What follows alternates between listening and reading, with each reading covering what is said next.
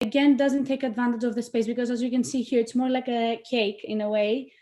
So I changed a little bit the shapes, and I decided to put them in a way. Each floor has a different shape, but it's more like how it's being placed. Like some of them are more rotated than the others. And also another thing that I wanted to develop on this part, on this stage, was the circulation to be open instead of closed, which was my initial idea. And I have as two main references for now, the Harper Lane in China and the High Line in New York. And the idea is basically to have open paths, so it's easier for them to communicate, which brings me again to my initial point of the building being allow self-segmentation. So this is the final iteration that I have for now. The isometric that you saw in the beginning, and elevation, which, as you can see, some parts are more inside than the others, and that helps a little bit with the privacy as well of the balconies. Here I have a circulation of the third floor, because as you understood, it's a very important fact for me for the proposal is the circulation, because at some points it's very closed and some very open, which is something that I want to investigate further. So I thought that I wanted to think about the unit division a little bit, because I thought it was unclear about the possibilities of the form. So to understand spaces, I made this more abstract model out of clay with ways that I can divide the shapes and the forms that I've created, as you can see in different photos here. And I made my first iteration of a unit. So after that, I decided I want to experiment a bit with material, and I decided for my to focus on concrete. However, on my models, I use plaster. I tried two different techniques initially for my testings.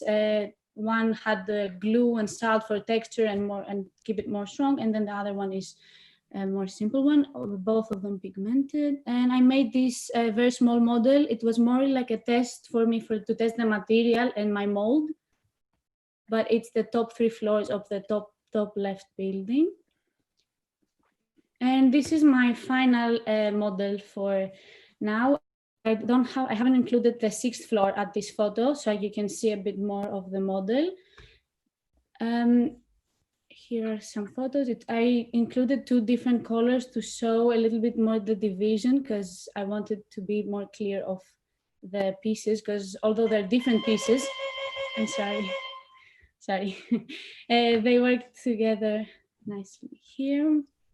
And also I took some night shots to just show you a little bit how it works and how it works with the openings that I've created.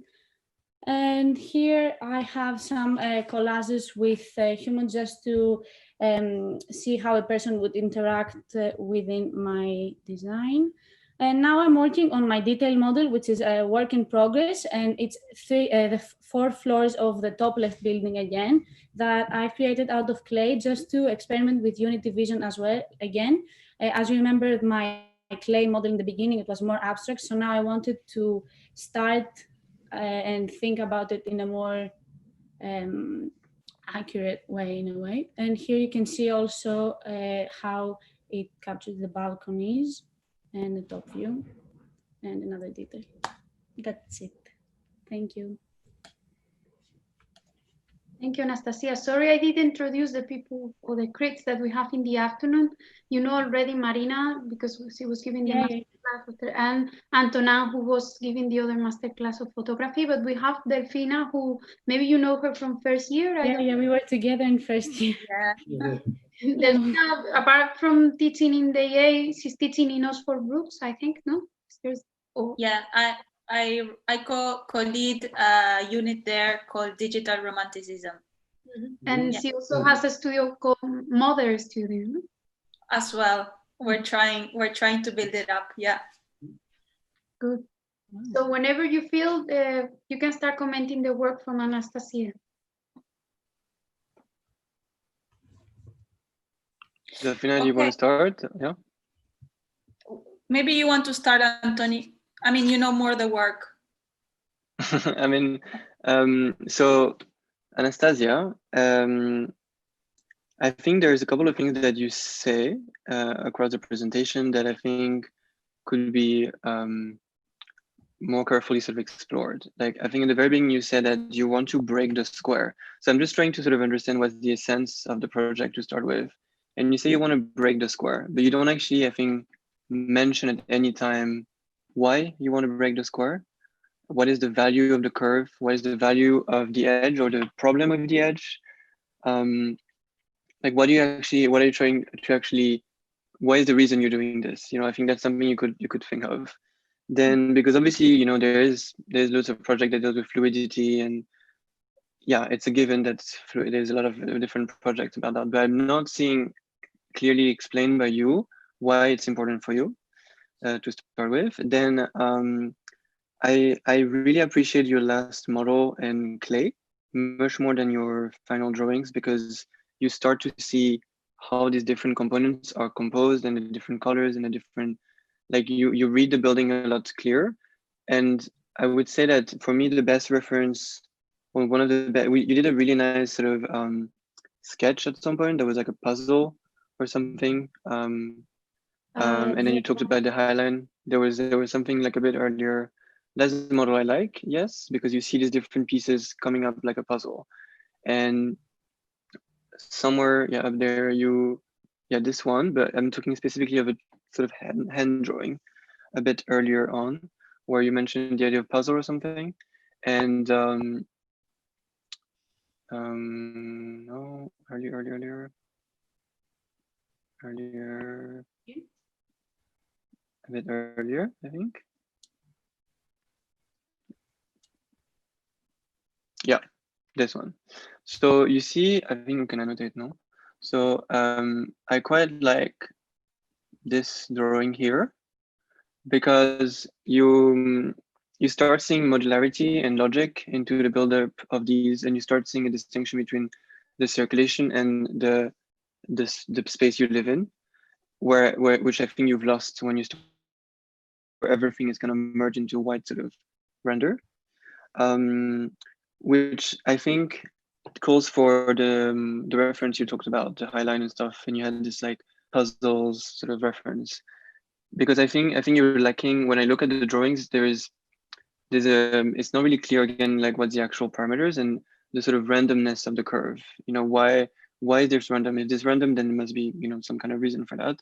And actually, I think there is something really nice in that drawing, because you introduce curves in opposition to the square, so you can see it because there's a square, and you are now, you know, clearly connecting these things because they're circulation. So that's like the first thing that came to my mind.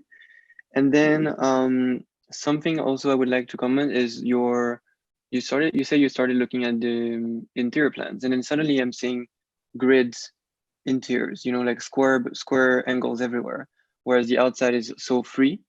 So then I would like to question, like, are you trying to just have the ground flowing and then the walls are straight? You know, I think there's a bit of a paradox in what you're trying to deal with, which is to break the square, but actually the place you live in is square.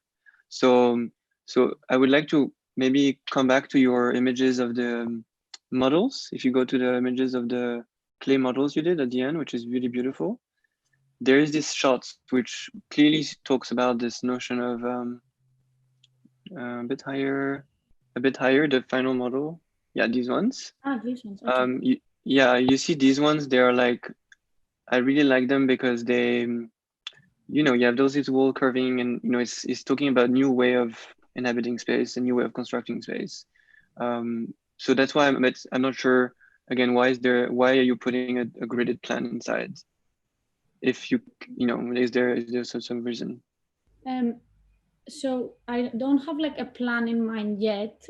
I made it in a way to see if it works as a design to actually host many people. It's not like a final design. Like, I haven't thought so much about the interior walls and stuff. I was thinking of doing that after. That's why I made this clay model. It was just to see like if it works in a way. And that's the thing that I will further develop. But I think the paradox that when you shape the model, when you shape the drawings, everything is so integrated, you know, into each other. And I think once you get to the floor plan, I don't think you should lose that. I mean, first, I think you need to explore and you understand yourself why you want to do this integration and why there's a value in doing that curves, because there is the fact that you have no edge and everything. But then I don't think the interior should not reflect that. I think it should be all integrated into one. Otherwise, the actual space you're constructing, the interior space, has lost all the beauty of your theory, you know? Yeah. Yeah, I definitely agree with Antonin. By the way, very beautiful model. It's really amazing. I think it really helps to understand the project really well. But just to pick up on what Antonin was saying, I definitely agree. I know curves are a bit hard to control and it's a bit risky always to use them, but if you do a square plan and you have a curved building, then the curves just become sort of a cosmetic feature that is only going to be like a shallow like wrap over the building, and it's not really going to interfere in the actual space where you're living. So I would definitely recommend to sort of question these sort of things. Another thing I wanted to add is that I really like that you mentioned that you're working with small communities and with interests. I know you're going to do this work further on, probably, but I think that establishing some sort of rules on who are these communities, what are the interests that are going to link them, how are they going to work with the rest of communities of the city, maybe can sort of help define certain types of scales or blocks or in certain places. So that will start defining the shape more as well, and it will also give you more rules for your project. But I really like that idea, and I think if you sort of polish more some of those details with research, then it's going to help the shape for sure. And one more thing that I wanted to comment is that you mentioned a lot the circulation. So I think you can begin to start and think if this circulation is just to go from point A to B, or if it actually becomes a space on its own, given the fact that you're giving it such a priority in your building. So yes, you can use the circulation to move from block A to block B, or you can also make it another type of space with different qualities and etc. So it can be an inhabited circulation and not just like a transition. But and yes, one of the reasons that I've thought of doing it this way was I understand what you mean completely, but I didn't want to. Can you hear me? yes. Yes. Sir, can you hear me? Yes, yes. We can hear Yes, you. Anastasia, we can hear you. Can you hear us? That's maybe the question. Are you there? Oh no. Sure. It's because it's I think there was an earthquake in Turkey, so maybe it's affecting. Wow. Yeah, no. Okay. Can you hear me now? Yes. Yeah. Sorry, my Wi-Fi is not very good. So I understand what you're saying, but a reason that I wanted to make it open and not make it inhabitable in a way in terms of units was first reason was because I wanted to make something so it doesn't block the sun so much, because I thought if it was a closed space it would block even more. And also I really like this idea of the two references that I saw before of like the High Line and just embed these parks and common spaces on not only on the ground floor but higher in the building as well, because it's not only on I have the main circulation on floor 3 and 6, but I have other connections in other floors. I think you can. Yeah, no, I didn't mean to close it as a space. I really like the idea for it to be open. I just meant that it can be like in the High Line, not just a program that moves you from A to B, but it can have, let's say, more layers to it, however you decide to do it. Yeah. Okay, I'll go. I mean, I think everything was said. I just have like 1 or 2 comments. Basically, when I see the massing, it like the beginning, one of the first ones. Can you go to your sketches, please? Like the ones you did by hand. Yeah. Yeah. Well, the first one, like on the right, right top corner, like makes me, this idea of fluidity and the units that then you want to make them like your individual communities, makes me remember a lot a project by Zaha, which is the Soho Galaxy. Have you seen this as a reference? No. Maybe you should look at it. And yeah, I mean, at the end, my only comment for the model, which I think it's beautiful, if you go to the model, the clay one, is, I mean, it's very technical, my question. Not this one, but the one before. A plastic, okay. Yeah, I mean, I like this idea, this one's. I like this idea of the atriums like inside, and I'm just questioning if you have tested, like, I think you need to test somehow like some sun analysis or something like that, like, because it looks very interested formally, but then these atriums in the inside, the ones that you want to make like habitable, I'm not sure, you know, I'm not sure, like sun, it's going to be like a nice space inside. Maybe you need to work a bit better the articulation of these blocks, testing that, like making sure that whatever you're proposing in the interior kind of has a good quality, right? And then another I think if you look at the Soho, just a note on the Soho by Zaha, like the section, like the courtyard actually opens up, so then the sun can actually get in, even though it's really deep. So yeah, as you just mentioned, Delphina, maybe you need to work on the section. So as you move up, you know, the courtyard gets bigger or something. Mm-hmm. Yeah, because proportion-wise, this kind of articulation gives me the idea that at the end of the day, you need to put a roof on top of you need to put a roof at the end and make all that atrium like an interior atrium, because you need to somehow like ventilate it or like a conditionate it. That's one thing. And then the other thing that I think it's interesting is like, I mean, this ribbon idea on the facade, which I don't know, it just comes from a material experimentation, right, Anastasia? Mm-hmm.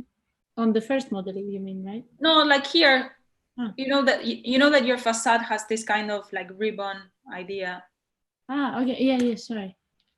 Yeah, I'm just testing or arguing, like, I don't know, maybe you could work that kind of rhythm of the you know, the concave thing, like kind of somehow, yeah, the interior and the exterior facade need to be different, you know, like if you're going to have that ornamentation like on the outside, maybe on the interior that kind of ribbon becomes smoother. I see that you're doing it sometimes, but I think you need now with rules, with like clear rules, it's a way of like giving it like another thought to this model.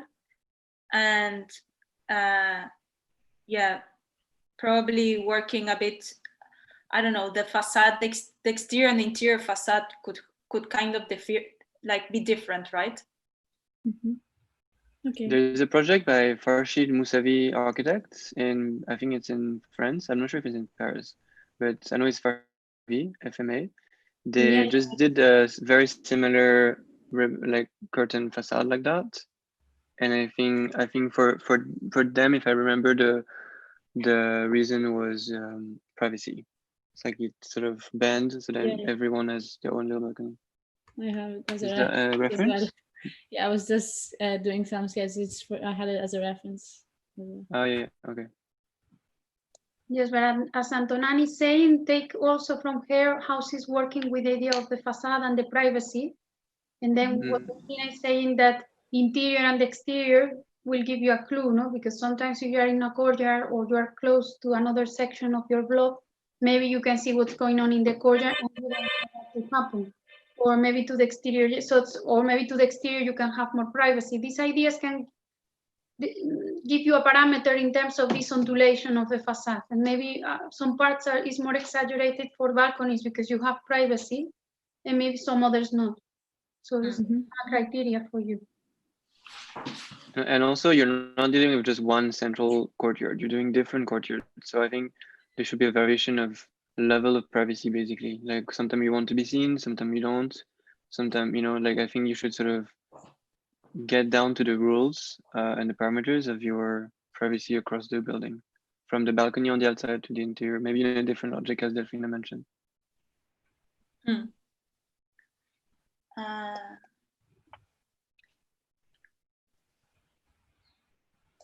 Yeah, a lot of work, Anastasia, a lot of work. Some of the models, the one that everyone is praising is very beautiful. I wonder what it would happen if all these different layers are coming together with more precision, so they don't have these gaps of shadow that probably are the ones that are making your model beautiful in one way. But above all, I think that you have to answer two questions. One is related to why to break the square. No, that's what you said at the beginning. I think that you have to have a strong argument that is not only related to the desire to do something different from the existing context, but this is offering to you an opportunity in terms of space, in terms of inhabitation, in terms of urban design, whatever it is that is supporting the main design decision that you have. And then after that, not only you want to break the box, but in which way you can further develop a system of rules that is derived from the curves that you're using. Because right now, it was said, I think that everyone was more or less clear on that, that it could be understood as something a bit arbitrary so far. They are nice, but we don't know exactly why the curve is, you know, very close, very open. We don't know. And we need to have a system that is allowing you to be more precise about what it means, each of the curves that you're working with. It could be, it was said, circulation, it could be the units in habitation, it could be the way in which the courtyards are coming together. There are many things that you can use in order to give precision to these parameters. But for sure, I think that after we have done all these experiments, many of them are still very intuitive. We need to come back to an idea that is the main driving force that is helping you to assess also the work for yourself, and to be able to progress according to that set of rules or set of, you know, conditions that you are wanting to have for your own design. I also take the advice of thinking about another way of living because of the curvature, but also in terms of what Marina was talking, that is the idea of small communities. How big are these small communities and how they relate to each other? And maybe this idea of the circulation, that is not just a path, but it could be something else. It could have program. Maybe it's what connects these communities together. Maybe are the courtyards. But these questions, you can think about them in a smaller scale in terms of the inhabitation, and then with that answer some of the ideas of curvature and breaking the square. But I congratulate you because it's very, very good presentation. For being a second year, you have a lot of work at this point of the year. So continue in this way because it's going in good direction. Thank you very much. Thank you, Anastasia. Thank you. Okay, we can go with Asti now. There, let me see. Yes, hello. Okay, are you alive? Yes. You didn't feel it there, no? You said it was in another part of Turkey, no? The earthquake. Oh, yes, it was far away. It was like 7 hours drive, like with car. Okay. So I didn't feel it at all. Oh, okay. Do you have the presentation ready? Yes. Okay.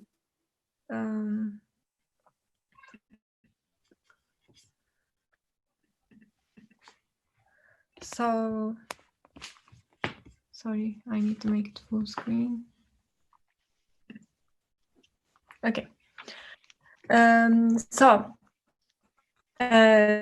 first model I made was the abstract model. And for this model, I started putting together an organized cluster of buildings. And I put some dramatic height differences in this buildings to create to create an interesting aspect which would oppose the regular grids. And after that, I started to think about the courtyard spaces and the entrances of these buildings.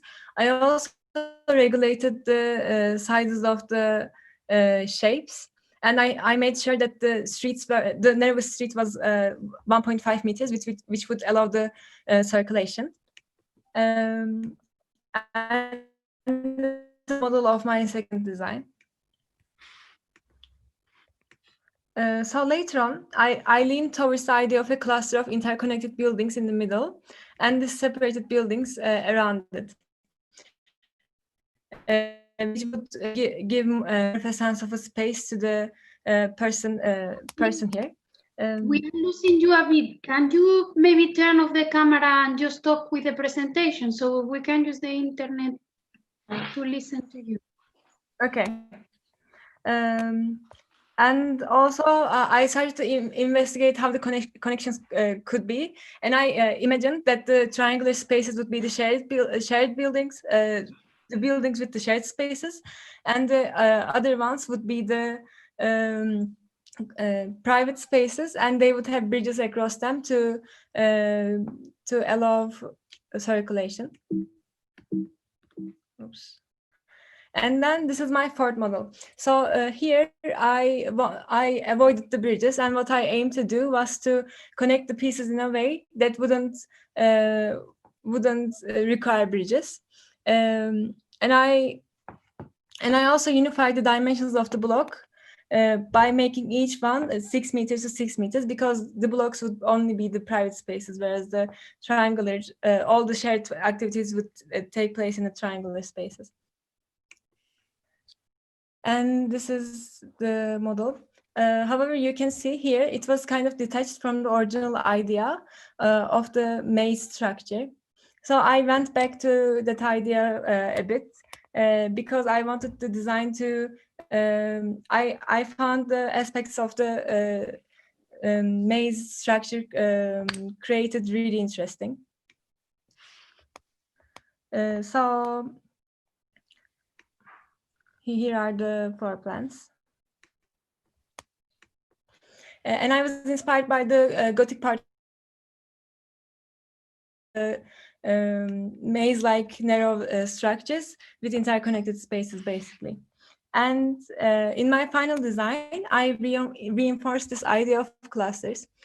So as you can see, where all the floors are stacked together, there's a main communal space in the middle, which is a circular one.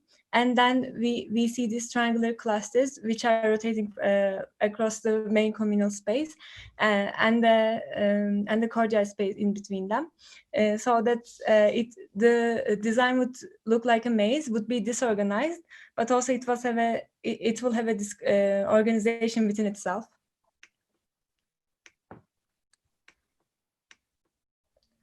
So this is a section I created.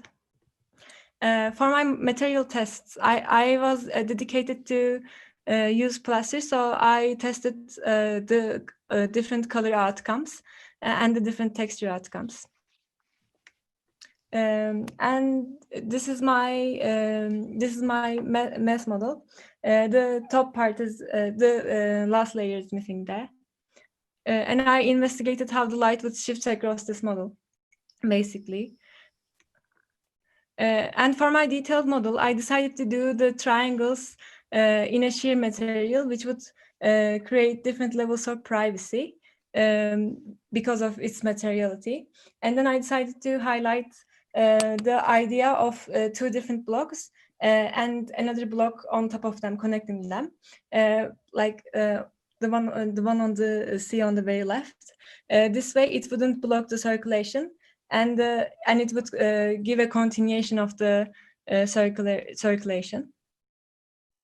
So yeah, it's like this.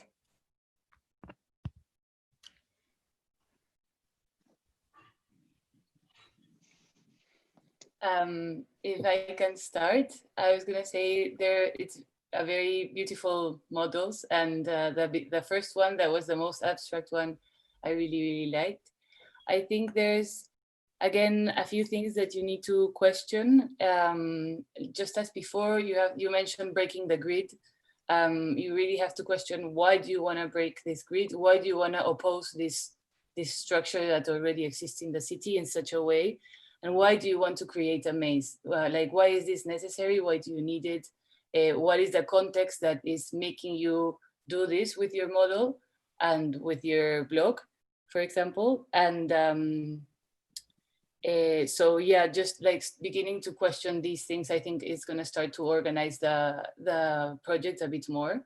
Okay. I think at some points it can look just a bit random. So I think definitely now establishing some rules and answering these sort of questions is going to help sort of define this. The other thing I wanted to ask you is if you've thought about density, because I know this is supposed to be a sort of dense project, and right now how it looks, it doesn't look like it's going to be very dense. I don't know if you've questioned that now. Yeah, I've questioned. So like this model doesn't have the top layer, so it doesn't show the full density. But like when I go back to that, you can see like these connected pieces create density, and the triangular spaces are shared spaces. So like the units would be dense, basically. The private spaces would be dense. Okay. I think at that time we lost you a bit, but you mentioned that the triangles are the sort of communal spaces, yes. Right? Yes. Okay, then I would ask also, for example, like why is it that the communal space is triangular and the rest aren't? You know, so that you can start defining like what sort of, or how is this space going to be used, and etc., so that it's not an arbitrary decision. Like, okay, a circle in the middle and the triangle is a shared space, if you know what I mean. I mean, I Yes. think at some level, like intuitively, it works. So there's definitely like a reason behind. I think you just need to sort of flesh it out from the project. Mm-hmm. So yeah, and yeah, but I really like the maze idea. I really like this disorganized, organized concept. I just think you need to refine it a bit more, but I think it can really work, especially in a grid that's so rigid like the Barcelona grid. But yeah, so congratulations, and I really like that. I mean, I want to add something on what you were saying. Like, basically, me as well. Like, I really like this idea of like this radical approach of like really breaking the grid and doing something like completely like different to what is a block in Barcelona, right? It gives me this idea of like medieval city, so a bit like back to another kind of like let's say like pedestrian approach in a city, which is really interesting. I think this is great for this. I'm sure you're going to develop this project further. Like I like the composition, and I think you achieved something like really interesting. Now, adding to the previous comments, like I like this idea of like also like pieces, right? So if you're defining, for example, the triangle as your kind of amenity or like public program inside the community, maybe you need to define a bit better the pieces. I don't know if you need to go like that rigid, but some kind of rule would help you. Also, I don't know, I just see that this is like so like also scattered. It's like the scattered pieces that somehow, I don't know if you have defined your community, like your kind of, if it's going to be like for different kind of communities, this community living, maybe if you define that, you could work with a rule of pieces, you know, like this community needs these pieces, and then you could actually start to have differentiation between this maze, right? Like some kind of formal differentiation between like different clusters, let's say. Although you still keep this idea of maze, but somehow to give it some kind of organization. Okay, thank you. So I agree that both Marina and Delfina, I think you have a lot of intuition in the composition, and I also agree on this notion of timelessness that you're introducing in the scale that you're dealing with, because I think just like Marina pointed out, it's definitely not as dense as the project we just saw before. But there's thing, especially in the views, because you feel like you're looking at a, a Roman city from 3,000 years ago. So there is something interesting in the way that somehow it looks like different people built it over time. It doesn't feel like it's one thing. But then that brought me to a different thought, that I don't think you realize the brutality or aggressivity of your design, because you generally just exploding the grid. Yes. You're literally just putting a bomb on the grid, and this is what happens. So because I think you don't mention that, you sort of like go around how it's beautiful and everything, but it looks like a massive nuclear bomb there. So I think maybe you want to, think about this. Is there a reason for this aggressivity in that design? Then I totally agree about when Marina said about, okay, why is a triangle communal space and why do we live in squares?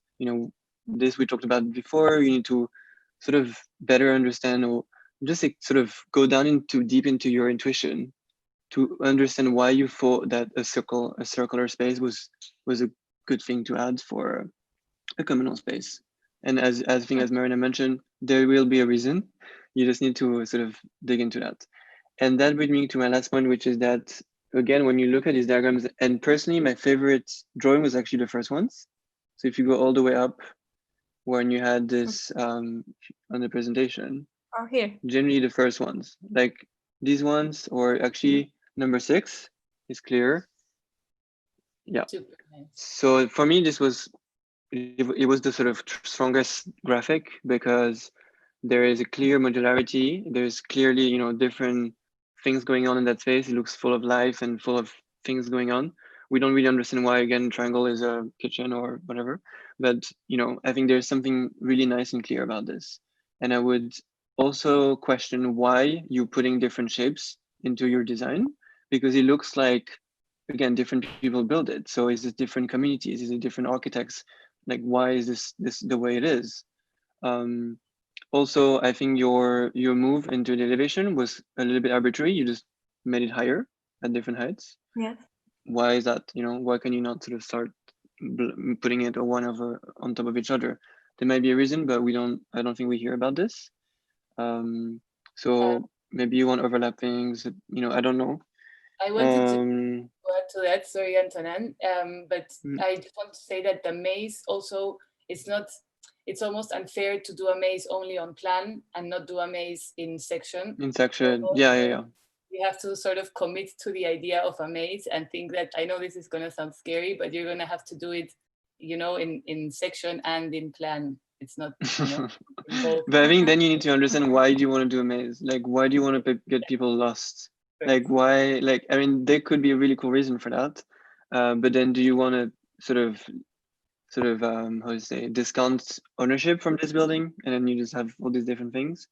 It could be really an amazing project, but I think it just requires a bit more of a, I guess, rules and reasons.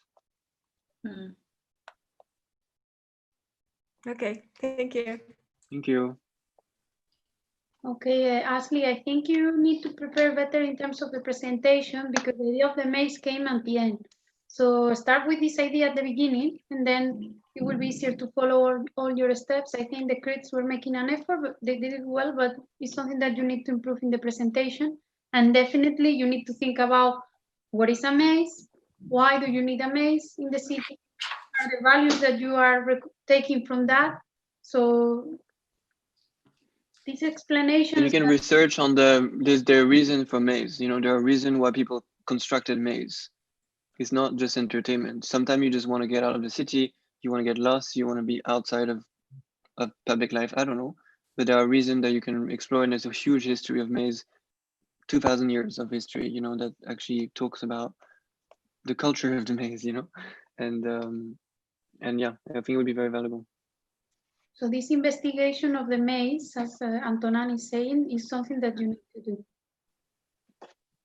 Yeah. So it's not something that I have the idea, but now you have the criteria and the investigation from the past and the present, then how you are interpreting the maze in your own proposal. Yeah, I think that there were certain comments before about the medieval city. embedded also into the city of Barcelona.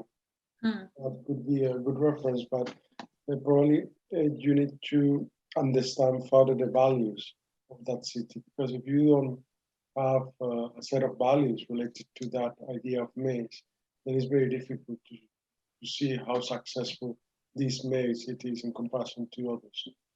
So I like in a certain way what Antonin said about the plurality of architectures. Like, seems like it could be done by different architects, and each of the buildings has a different character.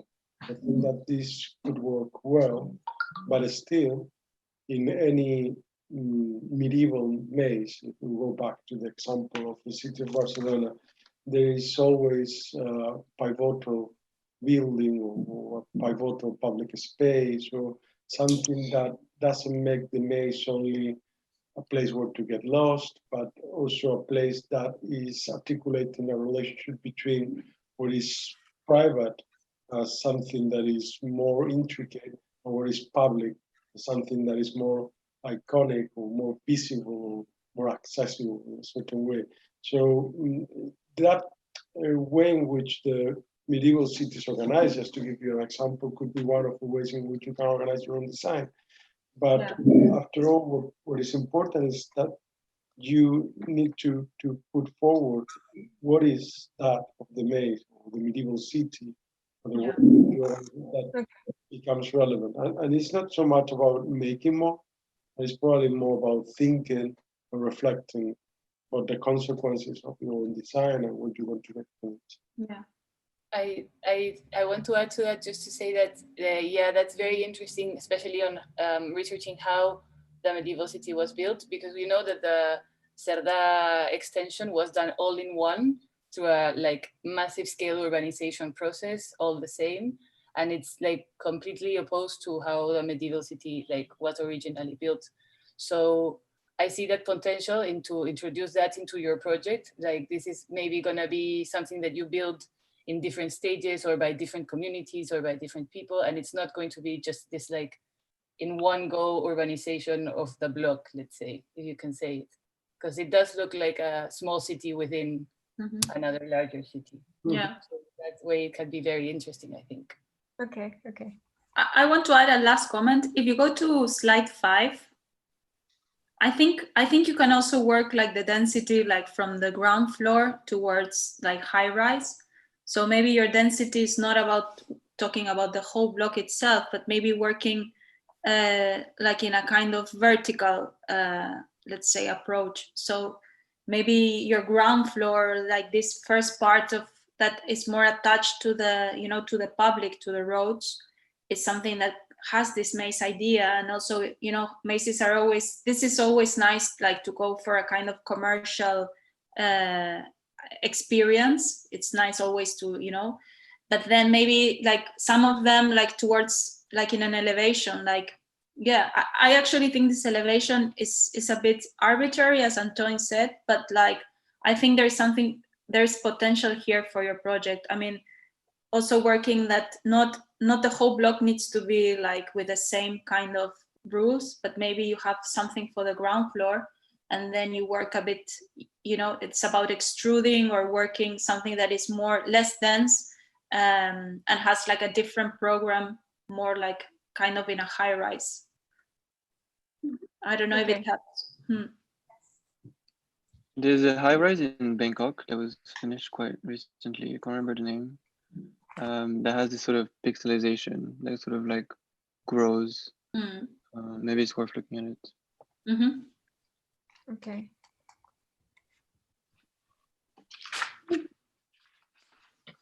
Thank you. Thank you so much. It was really helpful.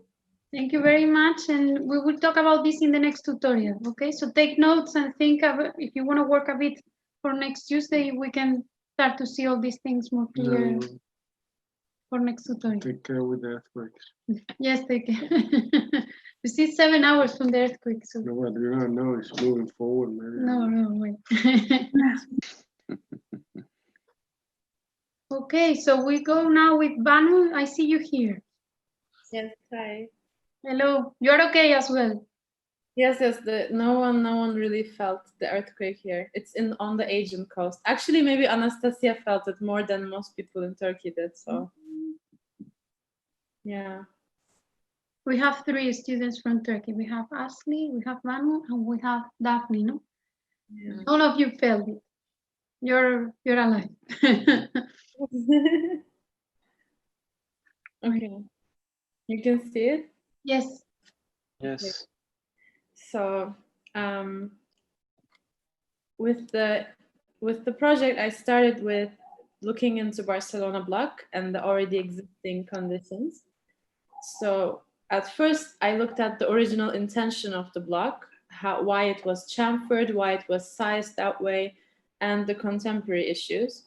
And we are designing intuitively, but I wanted to have a base of existing condition to start with. So I picked a site next to Sagrada Familia and started thinking about the idea of commune, community, private residence, house versus housing. So this block is composed of very different buildings, very different eras, which I found interesting. Also, they are very separate from each other, so they're not one single entity in any way. So my project came to be to rehabilitate the power of Barcelona block and how it could be meaningful. And basically I wanted to connect the block within each other, within one single block, and provoke relations with intentional and accidental openings, and create intricate, intense, deeply articulated spaces. So the concept is basically kind of like hide and seek. So you hide when you want to do something private like sleep, and you seek when you want to go to work. And I thought about to generate a community within the block. I thought about all the activities people would do from private to public and from inside to outside to create spaces for that. And I wanted to include really focus on the threshold spaces of housing. So staircases, courtyards, balconies, all the circulation would be revealed so I can increase interaction within the residents. The first model was composed of horizontal slabs of the already existing block, but I realized that that's a very conventional way of thinking about the volumes, and realized that like something like this, so imagining it sectionally would be more beneficial in terms of spatial exploration. So the second model is slicing all the blocks sectionally and then starting to carve spaces inside, and then reusing the material that I would remove on top, or some sort of different building in the courtyard. So there are pathways, there are different access to the inside courtyards and corridors, and yeah. In the digital model, I laminated the footprint of the block, and the lines are from the plots. So the plots of each building, and that's why they are faced, they have different directions. And then I put down the building heights and facades of each plot, which I would work with, and the structural walls, which would remain within the design because they support each building. And then I created a ground level spatial layout because I think ground level should be a separate thing to look at, since it is where public can access to the block. So I created, well, intentional entrances inside the courtyard as well as the housing. And the upper floors would be laminated masses of the block. And this is how the model came to shape. Then I started having these circular openings through the masses so that each building has connections across. And I thought circular opening through the walls would be structurally more safe since it causes less bending. And also with this whole boxy barcode looking like form, I thought circular openings could be like a nice form to introduce. So this is an in-progress model of the lamination of the block. So I create canyons, like some depressions and difference in heights to create different kinds of spaces. Some restricted views, some aligned views, narrow spaces and balconies, and like potentially, they could potentially become balconies or corridors of these houses. And yeah, it also, in big parts of the buildings of the block, the building becomes very deep, which creates a lot of shadows inside. So through this lamination method, I can also let the light inside, even in the lowest levels of the building. And through increasing the surface of interaction inside the housing, I think a project like this has the potential to really bring people together through their threshold spaces. So I tried, in addition to that model, I tried the circular opening with plaster. And I should say that the circular opening was easy to make as opposed to a square one. And that, like how the circular opening would, like what kind of atmosphere it can create in different times of the day and in different orientations to the sun. In terms of material, I actually, although maybe in the upcoming weeks, I don't settle for this site in particular, what I want to do is actually look at an existing block, analyze the already existing materials, and design something in an adaptive way. So look at the already existing materials, see if I can use them again, and yeah, create a design for deconstruction, basically.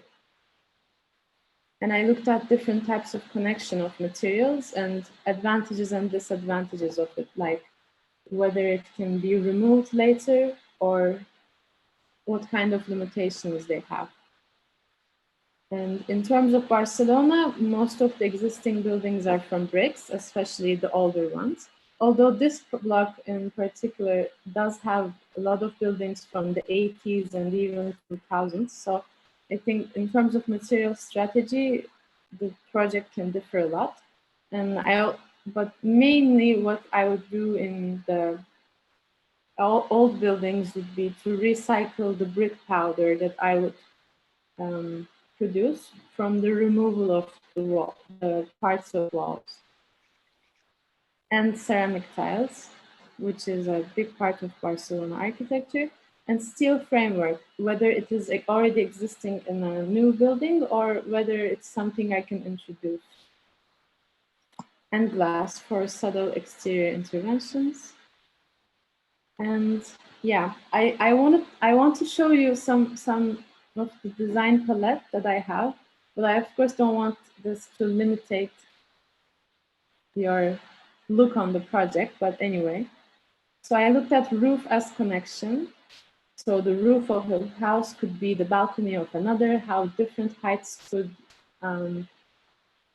provoke more relationships. American fire escapes as a connection between street and upper floors among themselves. And balcony and corridor and everything in between. This was the view from my house in London. So this is a corridor that the kitchen overlooks. And narrowness and inhabitable wall to allow intimacy. So, yeah. And circular openings to alter space, some deconstructive projects. And this is something I have on the side right now because I don't have any material explorations yet, but with this lamination method, I am thinking of using color to work with and against the Barcelona palette and create different kinds of backgrounds and foregrounds. Yes, that is the end of my presentation. Banu, hello, can you hear me? Yes, I can. Yeah, can you just go to the slide just before? This one. Yeah, could you just clarify, are you saying in your design, all the whites that we see on the left, I mean, these ones, are Yes. these, so all of the ones I see here are like filled walls, basically, right? They are Is that what inhabitable you're walls. suggesting? They are inhabitable walls. Let me try to draw. It would have been nice if I had a section of this, but basically this would be a wall on both sides, but inside would be something you can occupy. Pretty narrow, but it could be storage space, maybe spiral staircase, elevator, because in this model, this thickness is 1 meter, so it's way too thick to become a wall on its own. Anyway. Okay, could you go to the AXO model where we see the whole scheme? Yeah.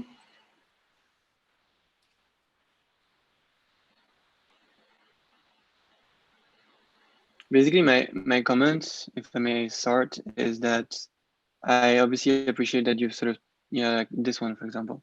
I appreciate that you've, we looked at like the value of the grid of Barcelona and the sort of, all the different things you were talking about, the different sites in Barcelona and their typology and everything. But I'm wondering, so there's two, I guess I have two main comments. The first one is when I look at the actual architectural logic of what you're proposing with these, the reason what I was asking that is that for me, it looks like a lot of walls and it looks like a lot of corridors. So are you saying now that all these are just facades and then inside is different? I think this is like a basis I will use to get closer to a real floor plan. Like some of these walls could be removed to create like room. No, because I mean, just the logic of what you're showing today is that you have the outdoor city, loads of corridors, and then a central courtyard. I don't actually see inhabitation inside these walls. Although I thought about a reference, which I don't know if you know Marina Abranovich. She did an exhibition at the ERA, which was this naked sort of sideways, and her art piece was about making people uncomfortable. So you had two people naked standing on one to each other, and you had to walk through it. And I think you're making all these corridors, and you're dealing with a certain scale that will make people uncomfortable potentially. Because they will have to confront each other. So I don't know if there's a theory behind this that you can sort of look at it and why are you doing so many corridors? I mean, in terms of functionality, I think there's a bit of an issue there. I also think that compared to what I see in general in Inter8, you might be restricting yourself a little bit too much from, conceiving new forms of living by being so attached to a site already. I think you might have gone a bit too far in your research on the site, because you were showing us actually the logic, and always, it sounds very logical. You're just taking the walls, extruding, then you're adding more walls because it looks better. But at the same time, then you're not really thinking about something brutally different from the city of Barcelona, and you're not really trying to actually find a new way of inhabiting the grid. You're just trying to work with the grid. So it's a very, there's a clear argument there, but you also don't say it.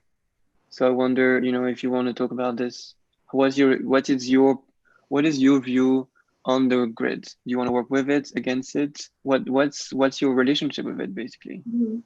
I think I do wanna work with it, and that's why I took this design method in the first place, like dealing with an existing site, because I think the block is in its original condition right now, because the inner courtyards were supposed to be open to public instead of belonging to the private residences only. And that's not the case. And through these corridors and courtyards and all these threshold spaces, I'm trying to publicize it more. like make it more of a public entity. Right. I mean, essentially, you're making habitable corridors with just a very porous building.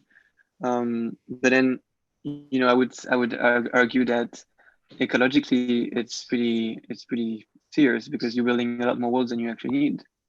So why is that? You know, is it then it just becomes ornamental or cosmetic, as Marina said before? You know, there must be a reason for making such an amount of walls compared to what it was before. You're obviously losing on surface area. If that was a real estate project, you wouldn't like that you're sort of splitting in 1,000 the amount of surface area that you can live in. So I think all these questions might be backed up with some kind of argument, but then you need to sort of phrase it together, I think. Okay.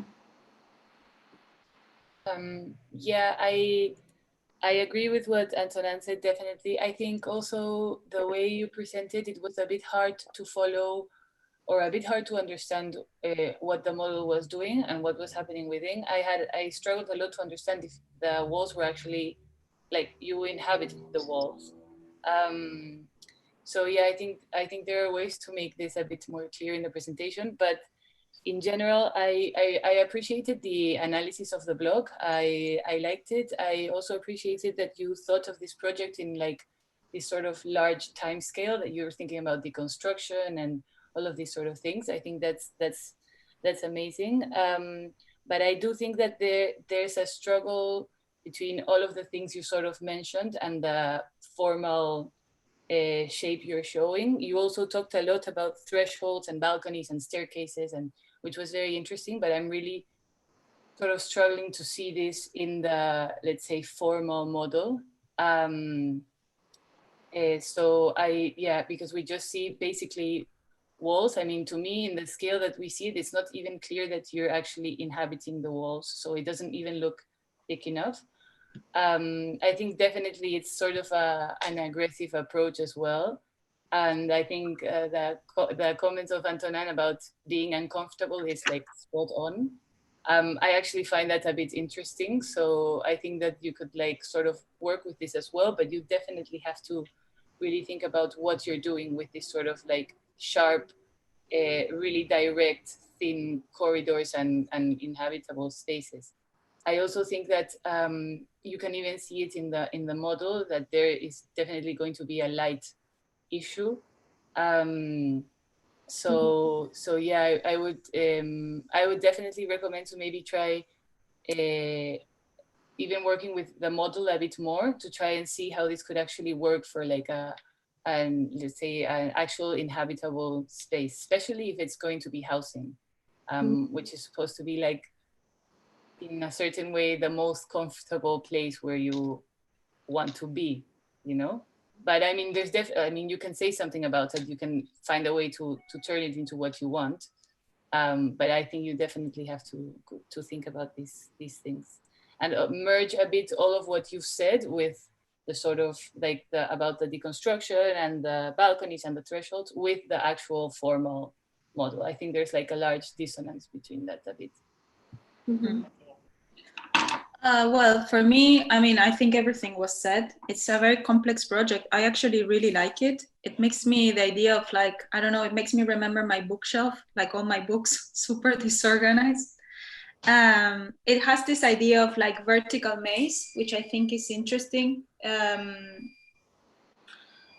yeah, I mean, it's very complex, I think, like to resolve and everything, but I think that you need to work. I mean, first you need to think a bit better the quality of living, right? Like what you want to achieve as more like as a space, like what you want to give to the city as a way of living.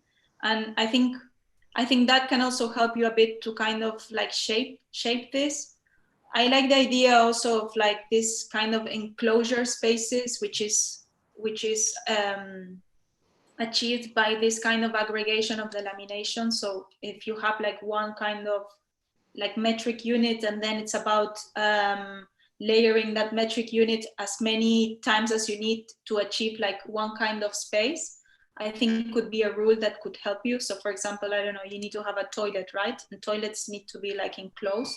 So you need to start sorting out like which is the program that can fit inside this lamination and what is more like in this kind of open space, right?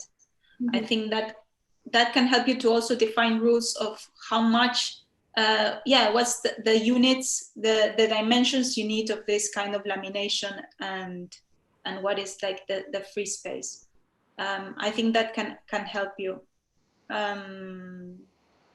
Yeah, that's all for me. Thank you. I just have one thought that just one the thing I was mentioning. Another thing in your building is that the perspective, like the sight, the gaze, like of the viewer when you experience that building. Even though I don't really remember seeing a human scale perspective, I can imagine that now it's quite transparent, because if you're on one side you would see through the entire building.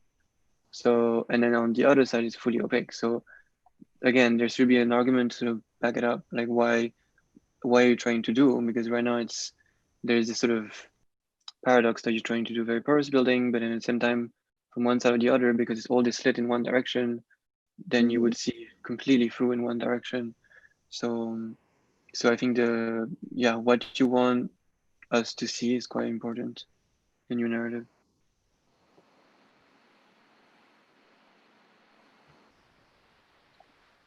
I think that there are interesting things in your proposal, but in the end, if you look at it in comparison to other third years, there is less design development than in other cases. And I think that there is too much stress in references and analysis and all that, but not so much in how your own model, your own drawings are helping you to progress with the design. So I think that you need to go back to it carefully and try to see what can you get from them, and not to be so fixated with one particular thing. No, right now it seems that the initial idea of this lamination of the wall is staying, let's say, immutable. No? It's something that it cannot be changed or it cannot be challenged. But in reality, it probably would be more interesting if this is, I don't know, thickened in a certain way, in certain moments.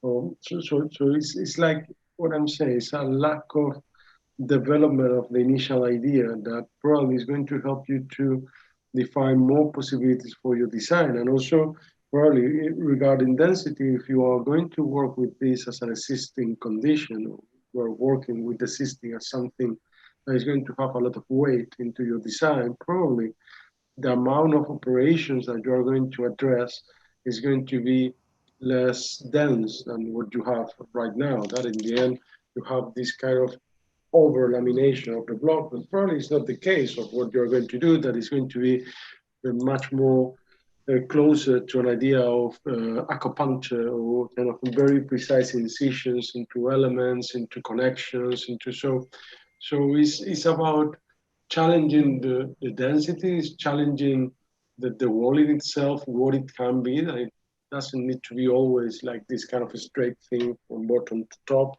and also trying to see how the operations that you are implying in your interests are also reflected into your formal model of drawings. Because right now it's very difficult to see them in these documents that you're presenting to us. And there's also a chance to do this detailed model of one of your laminations, or now that it's question the size of the lamination to have a program inside. Maybe you can get one of the thickest that you can have a house in, and maybe seeing through, no, of having like a kind of elevation where we can see what you have in the interior. And with the model, that doesn't need to be with material, it could be just made of cardboard, but maybe we can see how we can inhabit this very narrow lamination, let's say, no? So there could be a chance with that, and then later you can zoom in it more and then make it with the material. But maybe something that you need to investigate. That right now, maybe it's in terms of the scale of the block, there's an idea, but maybe you need to see with the fragment how big is it, because you will, I suppose, when you investigate more the fragment, then suddenly the block will change a bit, no, from what you have right now. It changes in terms of this lamination or distance between pieces and connections. Mm-hmm. Okay. Thank you. Yeah, another thing regarding the presentation, it was difficult at the beginning to follow because there was too much of wording. You know, you were saying too many things, and you were not showing many drawings or images or whatever. So normally, in order to make people get focused into your presentation, it's better if you are always developing your argument through drawings, through documents, through research, because if not, it's very difficult because people disconnect. No, after 2 minutes talking and talking what you want to do without seeing anything, it's difficult. So try always to put together drawings and ideas, no? So they are not connected. Okay. Thank you so much. Thank you, Vanu. Going to go for a coffee. Okay. We can wait for a couple of minutes or We something like want that. to go to the loo. If you need to go to the toilet, you can. Now is the moment. Well, you can go. Thank you. I offered to pay drinks, but Ah. Yes. next time, if I see you in the school, I will pay you drinks. Yeah, next time in the year you have to go. Free drinks for everyone. Yeah. Gin and tonic. whatever. In 2037, yeah. Yeah. Tequilazos. How are you doing in London? Oh, you're not in London, Nuria. Are you not in London? I'm in London. You're not in London. No, we are in Spain. Oh, Right. you're lucky. Yeah, we stay here. Are you going back to lockdown in Spain as well? Yes, right? we have tickets for next week, but they lock the city, this city. Yeah. Now we were thinking how to get the plane because they lock the city not to get out to the rest of the country, Yeah. but also to go out of the region, but from the country. There's tourists, but the locals we cannot go out. So we need something. We have a house in London and we have the working day that we can give some papers and leave, but they are But you not. can't get in, right? As a tourist, you can't get in anymore, right? No, tourists you can get in. It's full of tourists. Oh, wow. There are many tourists. No, there's a lot. Like all the hotels are working. The weather is. But where are you? Which region are you in? No, In Seville, in the south part of Spain. Nice. I thought they closed the borders like yesterday. No, Not the for- border. Not the well, border. They close the city limits, but not the border because the border is depending on the state. Different. So they close the region and they close the province, but not the border. But which you're is saying that Spain. for the plane we need some papers. Really? Yeah. I heard if you board a plane, you have to show a reason to travel there. Since yesterday, huh? I'm talking about like Since no. yesterday, yes, yesterday night is when everything started. But Something like a Yeah. But we went out for lunch today and it was full of tourists in the street. I don't know if you were here from before, but people from But London, it's from 30 France. degrees and sunny. Yeah, And yeah. people were having ice creams. Amazing. So lucky. But this thing that they tell you cannot leave, even though you were not leaving, well, now we leave next week, you feel that something is Trapped. But yeah, like that you are locked or something. It's very bad. Even though you can go to the street, We but we were not thinking about going out or going to another place, but it's just knowing that we're gonna do it. It's so bad. Well, I'm in Paris now, and since yesterday it's like full lockdown. Like I can't get out of my house. Oh, really? Oh, wow. Yeah, yeah, since yesterday, like the whole country. Antona. Yeah, but I'm going to London tomorrow because Paris is horrible. I mean, Yeah, here is better. At least for 2 well, any lockdown in London is always going to be more flexible than Paris. Yeah. Paris is full, strictly like police enforced. Oh my So I God. can't get out. Yeah, we saw in the news they were saying your But president you is, need to is have bringing the police. also any kind of justification, not to Yeah, you can't just go out for a walk. No. where you went. Wow. Have to go to London. I think he has a house or something, so he can go. Yeah, I can go to London. London is open. No, But so then you can. Paris. Sorry? You can leave Paris, and there is no. Yeah, there's no restriction of travel. It's just pure confinement. So if I have a train ticket or whatever, I can just go. Mm. Okay. Okay, so I'm ready. Thank you. Okay.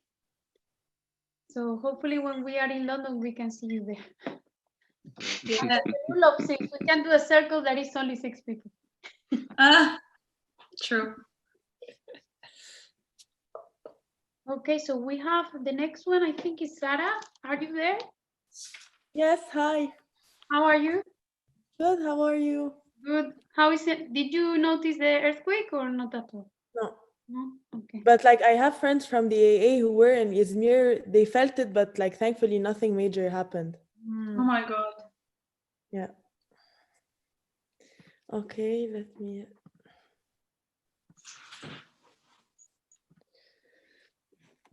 Okay, so initially when I started looking at Serda's plan, what interested me the most is the fact that he only wanted to have construction on 50% of the block. But of course, with like increasing demand and population and everything, this is how it ended up. And so in my proposal, I wanted my block to be a continuation of the city. So not like a stop, but rather that if a person wants to go from a place to another, he can pass through my block without any problem. And so it wouldn't break the flow of the city. And in this case, there would be a duality between private and public spaces. And since one of my important points was to include a lot of green spaces, so the housing would be minimal, so less than what it's supposed to be. And I wanted to be more dense. And so I created underground housing as well. As you can see here, this is the top view, the top view of my model and the sections. So you can see how it is all like made. And here is the model of my proposal. Okay, so when I was deciding how I was going to compose the block, I decided to create 2 types of housing: the overground housing, in which I created 5 housing blocks and composed them together to create 4 different clusters, and the underground housing, which I will explain here. So I created an exploded axonometric in which to my mind, I divided in categories that created my block. So the ground floor is accessible to the public, and there are holes in the ground created that from which you would access the underground housing from the overground housing. And then there is only circulation between the clusters, and there's no direct circulation to the ground to increase this idea of privacy.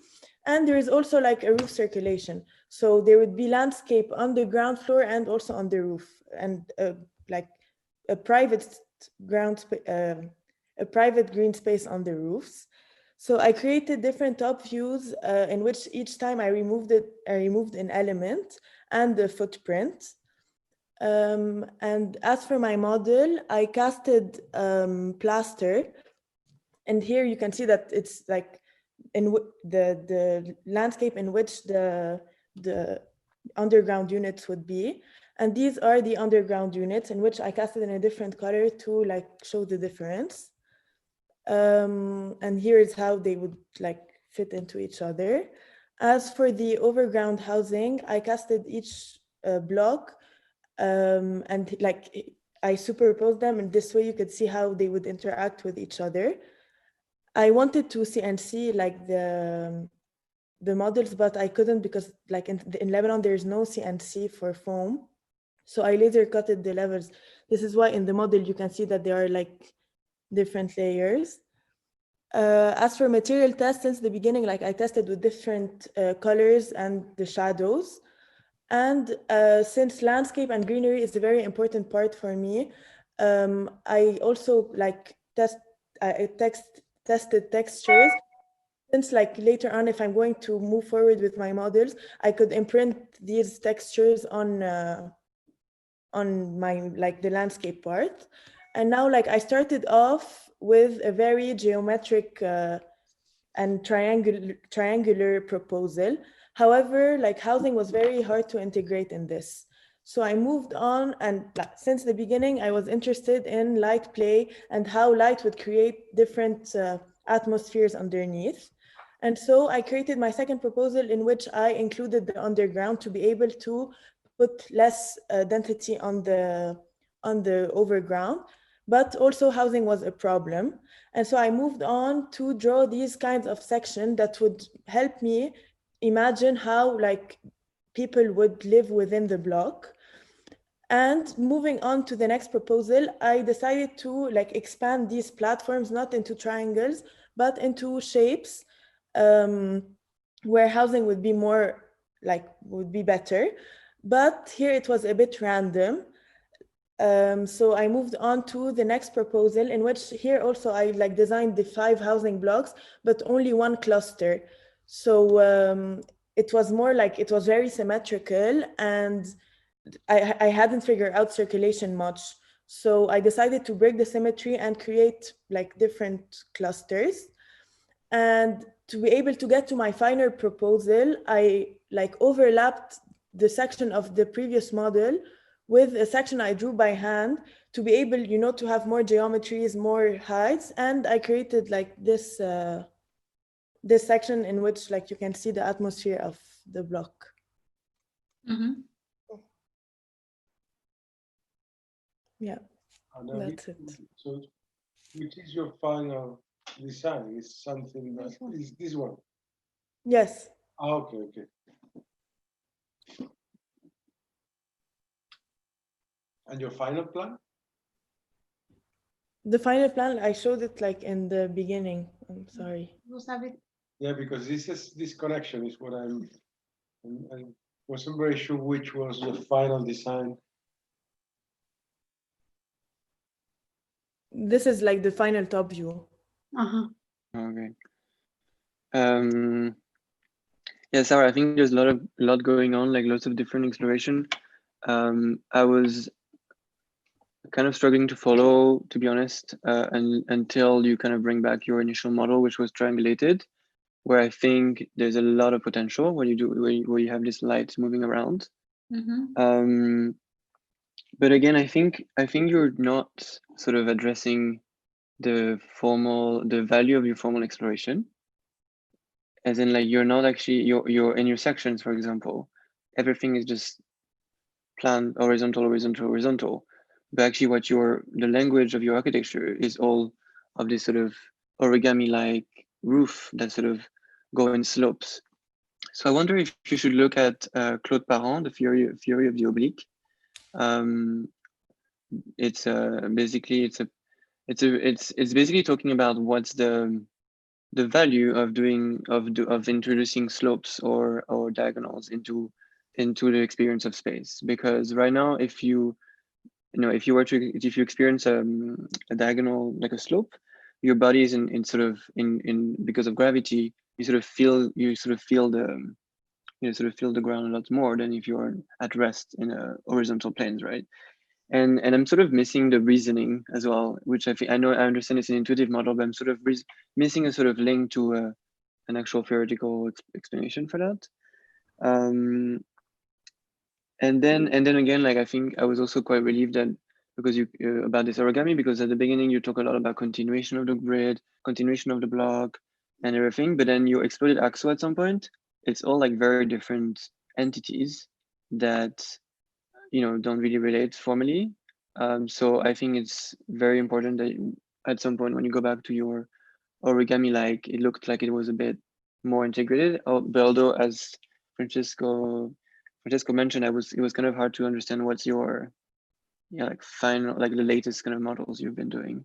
So this one is a in progress model, basically. I mean, that was all like a initial models, basically. This initial one? design, right? Yeah. No, this one is the final. So like I presented to you from at the start, my final design, and then I went through like the process of how I got there. Right, but this one is, so basically what your design is you have these blocks and then you're covering them with this origami, like, is that the idea?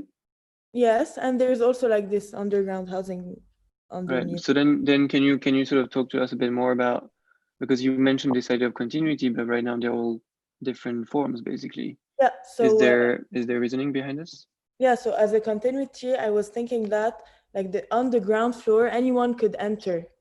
but like since the housing is directly above, I did not put any like circulation from the ground floor directly towards the housing from the exterior. So you can only enter the housing from the interior of the overground housing.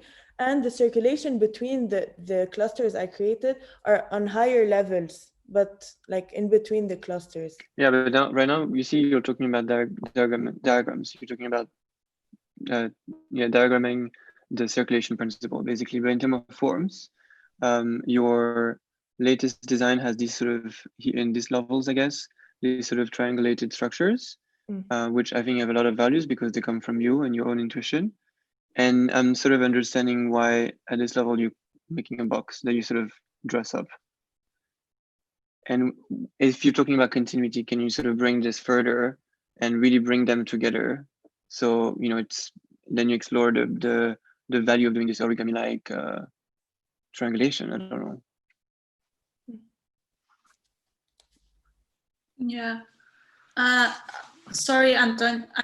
Adding to what you're saying, I also think like the triangulation iteration is the one, at least for me, was kind of more interesting. And then when I see your final section, I'm like, yeah, maybe it works for this kind of like, because you've tested the living units, and I mean, maybe it wasn't working for that. And then, but you kind of rationalize it too much. I thought that, I think that you lost a lot of potential, you know, like at the end of the day, your end product is like, it's very simple, right? You lost a lot of richness in the project, which I think you could bring back. Maybe now that you know it works, now you can bring some kind of features of this kind of tessellation facade that then also is very nice how it, not only how it works as a facade, but also this kind of light conditions that can bring into the courtyards. And then if you go to your section, to the last one, I think there is so many iterations, and at the end of the day, you you chose something that it's very, very simple, right? Anyways, then I see the unit blocks, I see the section, and I'm like, you just finished up with a full floor, full floor units. Maybe, I mean, you could bring back this idea of, you know, this kind of facade that kind of wraps around, and then I don't know, you could work this kind of double heights or triple heights in between the enclosed parts, right? Yeah. I hope it helps. Yeah, I definitely agree. I think at the beginning there were like some really amazing concepts, like really strong, and it was actually quite clear. I thought it was amazing that you mentioned that you wanted to make this like a continuous circulation, and that is basically going to make your building a giant threshold in the city. So you have to understand what sort of formal qualities will that be needing, or will that be creating? You know, you're basically allowing it to be completely like, you can just go through it, which is quite uncommon, let's say, for a building block. So I think that has a lot of potential, definitely, and I personally really like it. I do think you need to think about, if you're thinking about this building, like if you're committing to the idea of this being like a big threshold, you need to think about the velocity of the circulation, definitely. So is it going to be slow? Is it going to be fast? In which parts is it going to be slower? Which is it going to be faster? And I actually really liked what you said about housing being quite minimal, and then saying that it's less than the necessary minimal. I think this, with the idea of a threshold or a circulation for a building, actually can work. Like it makes sense to have like really like a very small housing. Of course, you have to like see how you're going to design that and everything, but I actually think it could really work. I agree with the comments that I think you sort of lost a lot of these sort of big important ideas when you started sort of rationalizing this project a bit too much. The section, I think, takes a lot away from the actual like design and exploration, but I think they were clear on that. I also wanted to just like a little tip on the presentation. You mentioned a lot, like as trying to rationalize your steps, there was a lot of phrases like So I tried housing like this, but then this was too difficult and this was too uncomfortable. So then I moved on into that, but then that was too difficult and etc. etc. And like, I would just suggest that I wouldn't approach, let's say, a presentation or a design process like this. You can talk about the qualities that a certain design generated and how you didn't think that was working for your overall concept, but I wouldn't go into like triangles is too hard for housing, because then it's just very reductive and it really doesn't like sort of help the presentation. But yeah. And every time, yeah, you taste something, then if you have really clear parameters of what you want to achieve, then you can really assess why it works or why it doesn't work. And then it's fine, basically. Mm-hmm. Okay. I have one reference for you. It's Jean Renaudy. He's a French architect who did a building in Ivry. Yeah, I have it reference. This one. Yeah, exactly. Yeah, it's right there. Yeah. So I mean, there's this gigantic theory behind this building in terms of, you know, proposing new way of living for this area, which I think I didn't hear in your presentation. Like, what's the value of the corners, and basically adding corners everywhere. Obviously, this one is only in plan. I think what you're suggesting is even stronger, because you're also introducing these planes, these diagonals, which again I think bring a completely new form of living. So yeah. Okay. And I think one last thing about this plan, and I think it completely links with your theory on continuation. This is a building that can grow. You know, it's a modular building that can be done and phases grow over time.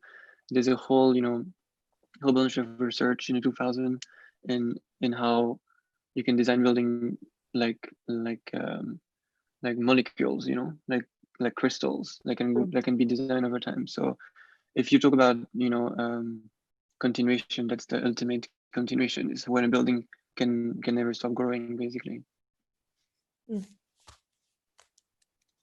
Yes, Sarah, it's a lot of work because you were showing different stages. We told you that triangles is always a challenge, even more than curves, I would say. We know from the past, people who were trying to do projects not equal, but in the same investigation. But this is also asking you to be more precise about what are the qualities that you are taking, not only in plan, but also in section with the inclinate plane. Okay, triangulation and inclination. I agree that the section is not very developed. The plan, you more or less achieve a kind of organization, but in the section, it's true that at the end, all this landscape was only at the rooftop, and it could be play more from the ground to the top, in between floors. So maybe something you can work. And the presentation wasn't clear. Francisco's asking me, but what is she explaining? I lost. Say, no, she started with the last image because I know the work, and then you were explaining all the iterations, and then we went back to the proposal again. That's good, but then you need to be more clear when you're presenting. So, okay, this is my first idea, but I'm going to bring you through the different stages of the design. But then it comes that each of the stages should have a concept or an aspect or a feature of this idea of the landscape, inclinated landscape and triangulation that you are exploring. So in one, maybe you were exploring how it works with the light, and another is about how it's good in terms of circulation. Another is about levels of privacy. And then you explain each of them and say, what did you achieve? What did you learn? If you are continuing with that, or you leave it aside and then you continue with another thing. Okay. So instead of I did this and I did that, you can say, okay, here I'm investigating light. So I did this model. Then you can say I make this model, I make this drawing, and then test it with the light. I learned this, and then I change it in this way. And this for every single step. I think that in general, for most of the second years, what is happening is that you're explaining your design chronologically. Even you didn't, but at the end, the second half of your presentation was very chronological. So what is relevant here is that you have a very clear understanding of what you want to achieve. And because if not, it's very difficult to present and also to progress with the design. I think that certain ideas that were mentioned before regarding circulation and this notion of a continuous circulation or something that could be related to a certain topological value of your project, where everything is in connection and things of that kind, could be a way to really assess the quality of some of your spaces and some of your, let's say, connections. Now, if you look at your final section and you go with the argument of a continuous circulation, I would say that it's not very successful, because it looks like very kind of, a static set of, almost blocks, floating. But this is possible if I have a concept that I can work with. If I don't have that concept, yeah, it could be fine. I'm able to resolve the housing into that, but really, I'm not really getting into something that is substantially, useful for you as a designer. So just have a bit of a reflection on what do you want really to get? What is the final thing that you want to get? And then try to reassess a portfolio according to that idea. So the circulation thing, I think Marina talked about it in terms of gigantic threshold. I think it's a nice idea. So everything is, very quick, very speedy in the city. This kind of grid of circulation, basically. And then you have the circulation and you have the private part. So this a dichotomy between these two things are really opposing.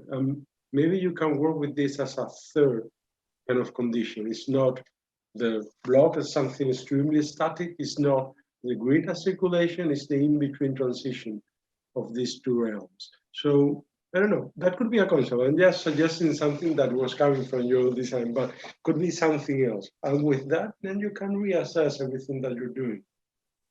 And probably the moments that you have in your previous section that is drawn by hand, and I love them from the beginning, as you know, can come further into your final iterations, because right now they are a bit lost. These ones are a bit more, as Antonin was also suggesting. Yeah, these are really cool.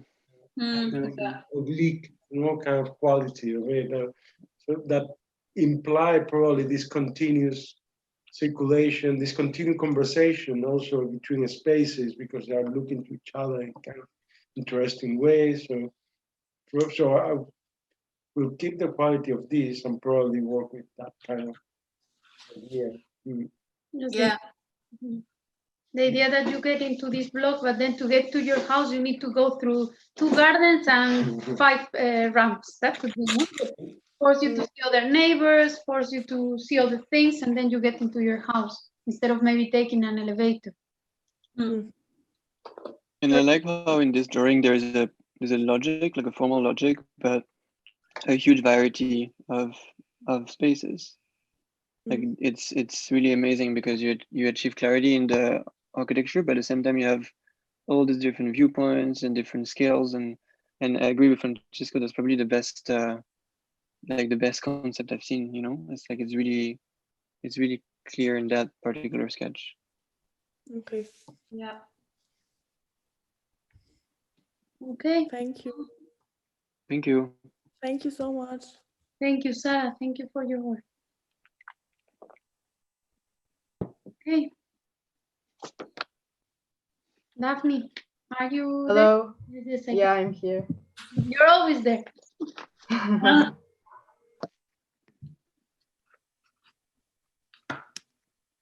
Is Francisco here, or should I start? Yes, wait a second.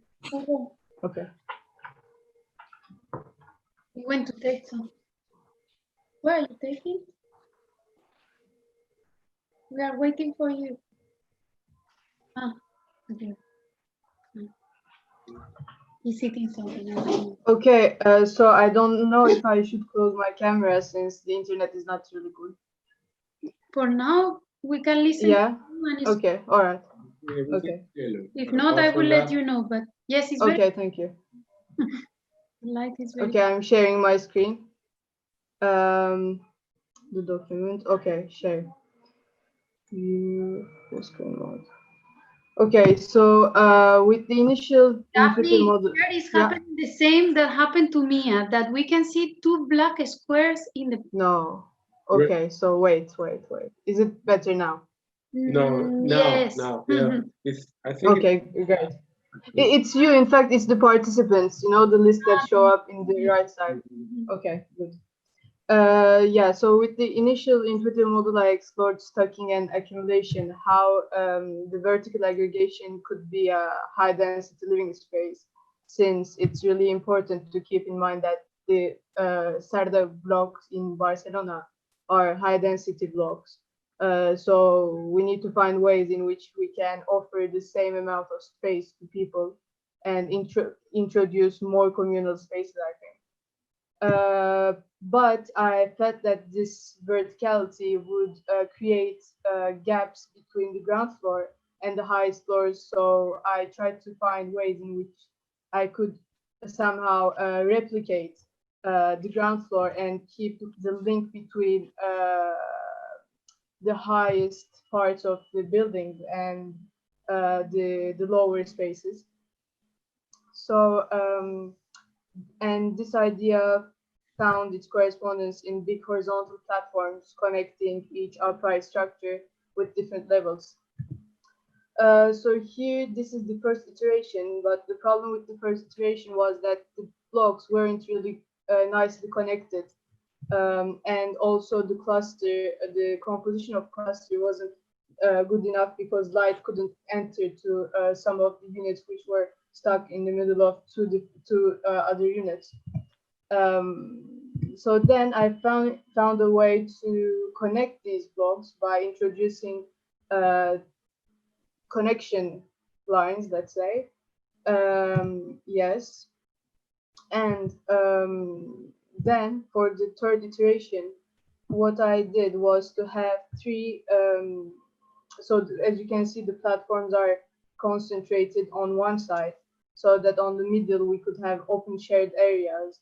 And so we would also have a direct visual link between the platforms and the outdoor shared spaces. Because imagine if you are in, I don't know, in the ground floor, in the open space, and you can also see the ones being in the platforms and vice versa. Yeah, so the ground floor space is mostly open with small amount of building footprint. And so in this section, I explored the gaps between the different levels, because usually the hard thing about towers is to let sun in the buildings, but behind the tower as well. For example, in this case, I think we needed light in the open space in the middle of the towers. So this gap will let sun in. And of course, these gaps will serve as open gardens, shared space. So it's another level of shared space as well. And then regarding the spatial quality, I did some shadow analysis. For example, this is the shadow analysis of March 21st from 10 to 3. Then June 21st, September 21st, December 21st. And we know that the weather in Barcelona is a Mediterranean weather. That means that during summer days, it's preferred to have structures that would cast shadow. And this is why each level of unit are in complete different shapes. And the overall structure is in metal, in steel, because I want to find a way to use the facades as a structural element, but I still need to work more on it to have perhaps a different facade shapes. Yeah, this is it for now. Thank you.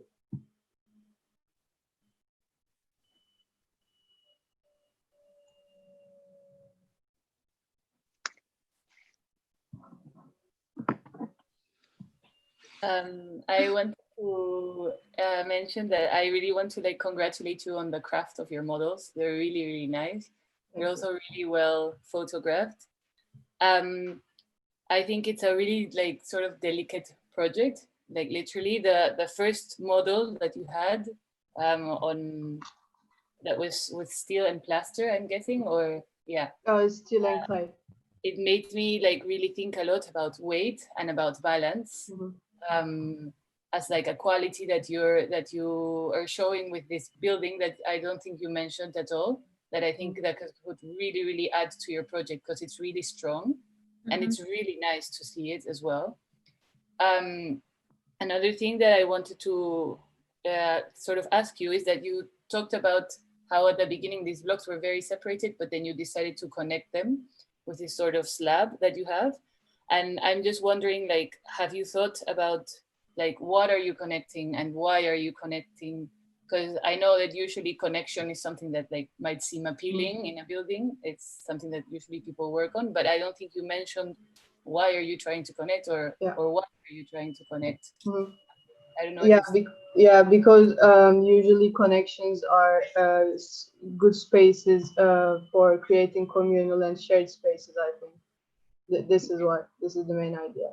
Okay, I mean, of course, that's always positive, but I think that if you think about a bit more about what, like specifically, if you're connecting different communities, or if you're connecting, I don't know, like maybe different housing programs or these sort of questions, I think that asking those questions will begin to give it a bit more rules and definition to the building. And yeah, those are my comments. Yeah, I agree with Marina that I really appreciate the scale of your models. And actually, I mean, I like all of them, but I think the way you photographed the first ones were really interesting, because I also thought of this notion of the equilibrium, or this idea of balance. It's quite interesting because it's kind of absurd as well. Like you're showing these very heavy weights, blocks, and it's very thin. And there's something kind of funny about it, kind of nice and playful, which I quite liked. Also in the way you're putting the blocks together on this spikes, there's clearly a sort of level of intuition in the composition of it, so that I quite appreciate. And I think the fact that you're choosing metal, in a way, it's quite interesting because you're essentially dealing with cantilevers. I mean, I suppose that would mean that it's kind of like a tree with like a trunk, and then you have these things that comes out of it. So that's all interesting. For me, there's something like I think two things are a bit problematic. The first thing is the platform. Can you go to any views where we see like there's like circular platforms or something, like these ones, for example? I think what I liked, if you go now to like any of the brick views where we see the whole space and the whole elevations, like this one, for example. For me, there's something quite interesting in the way these blocks are kind of flying away. And there probably needs to be some kind of theory to explain why you want to do that as well in the context of Barcelona, because I don't really understand yet what is the value of doing that. Although I can see a lot of potential in this. I really, for me, the luxury of your high rise, if you were to sell it as a real estate project, is all these gaps, all these courtyards, all these, not courtyards, but I would say like rooftops that you're creating, because you're essentially emptying some things, which is extremely luxurious, because that means you have gardens everywhere on every floors, you have lights. I mean, it's incredible. But again, I would say this is an amazing character and characteristic, I'd say, of your design. And I would like to know a lot more about these, like what do we do here, what's the shape, not the shape, but like I would say what's the quality of being on these terraces. And then it leads to my second thought, which was about these curved terraces. For me, it is a clarity in your bricks flying away, because you're just dealing with these modules that then you're just aggregating and pixelating and everything. But then as soon as you introduce this curve, it looks arbitrary. I'm not sure why there is a sort of curved platform at some level. So I would say you should probably stick to one kind of modules, wherever you create a hybrid, with it's not the full block. Maybe there's like a curve in one corner. Then you can play around the orientation of it. I think I also appreciate in the beginning how they look like bricks flying away. I would say I would almost advise you to sort of work from the inside out at some point, like switch scale. Like right now you've been looking a lot at like the very big scale, but like what if you start to shape the space from a block, and you start to imagine how people would live in one block, and then what happened if you start aggregating these blocks together to sort of grow and grow and grow and grow. And similar to the previous project, there's clearly a continuity between from the ground up, which I would encourage to push, I would say. But then obviously the question of what does it actually mean is still a bit unanswered. So yeah, I will look at that. But yeah, great work. Yeah, definitely. I really agree with what you said with the platforms, the curve platforms. Yeah, I will try to make a more coherent thing with the modular blocks. Because I have the same question, Daphne. Like when I see your plan, I was gonna raise this question. Maybe you can answer it. Like if you go to the plan, the one that shows the curve. Yeah, like why, if you're working with this kind of voxel language, like why suddenly you add this curve? Is it that you want to introduce like a more like public amenity program? No, not at all. It's because the first initial model had curves, and so I didn't know how to get rid of them. Ah, okay. Exactly. But I think it is an opportunity to bring this curve back. You just need to sort of control it a bit more and bring it into the scale of a module more than just a gesture, I actually really like that you have like a very rigid bricks and then a really fluid curve. I think it can even add to the lightness. I would really try not to lose the quality of like the lightness and the weight and the balance that you have. Definitely. Actually, if you want to have these very thin, tall towers, you will need something to tie, because they wouldn't work by themselves. If you make them very, very, very small in plan and very tall, they will be a bit unbalanced. They will tend to bend or fall. So, but if you connect all of them with these platforms, what you're making is tightening them up, bracing, no? Like working all them together. So maybe there could be something structural, but at the same time of how this operates. So maybe you need to exaggerate the slenderness of these towers and these platforms to be part of the stability, no? That is what the comments so far, no? The idea of weight and balance. But I would exaggerate. So the towers are super thin, almost falling, but without these platforms, all will fall down. Yeah, and what is really important for me about these platforms is that I don't want to lose this. I mean, I think that when we go up, there is this link between the ground floor and the upper floors that is lost. So I think these platforms are also replicate the ground floor, so you have like a more smooth circulation from the ground floor to the upper floors. Sorry, go ahead. Multiplication of the ground.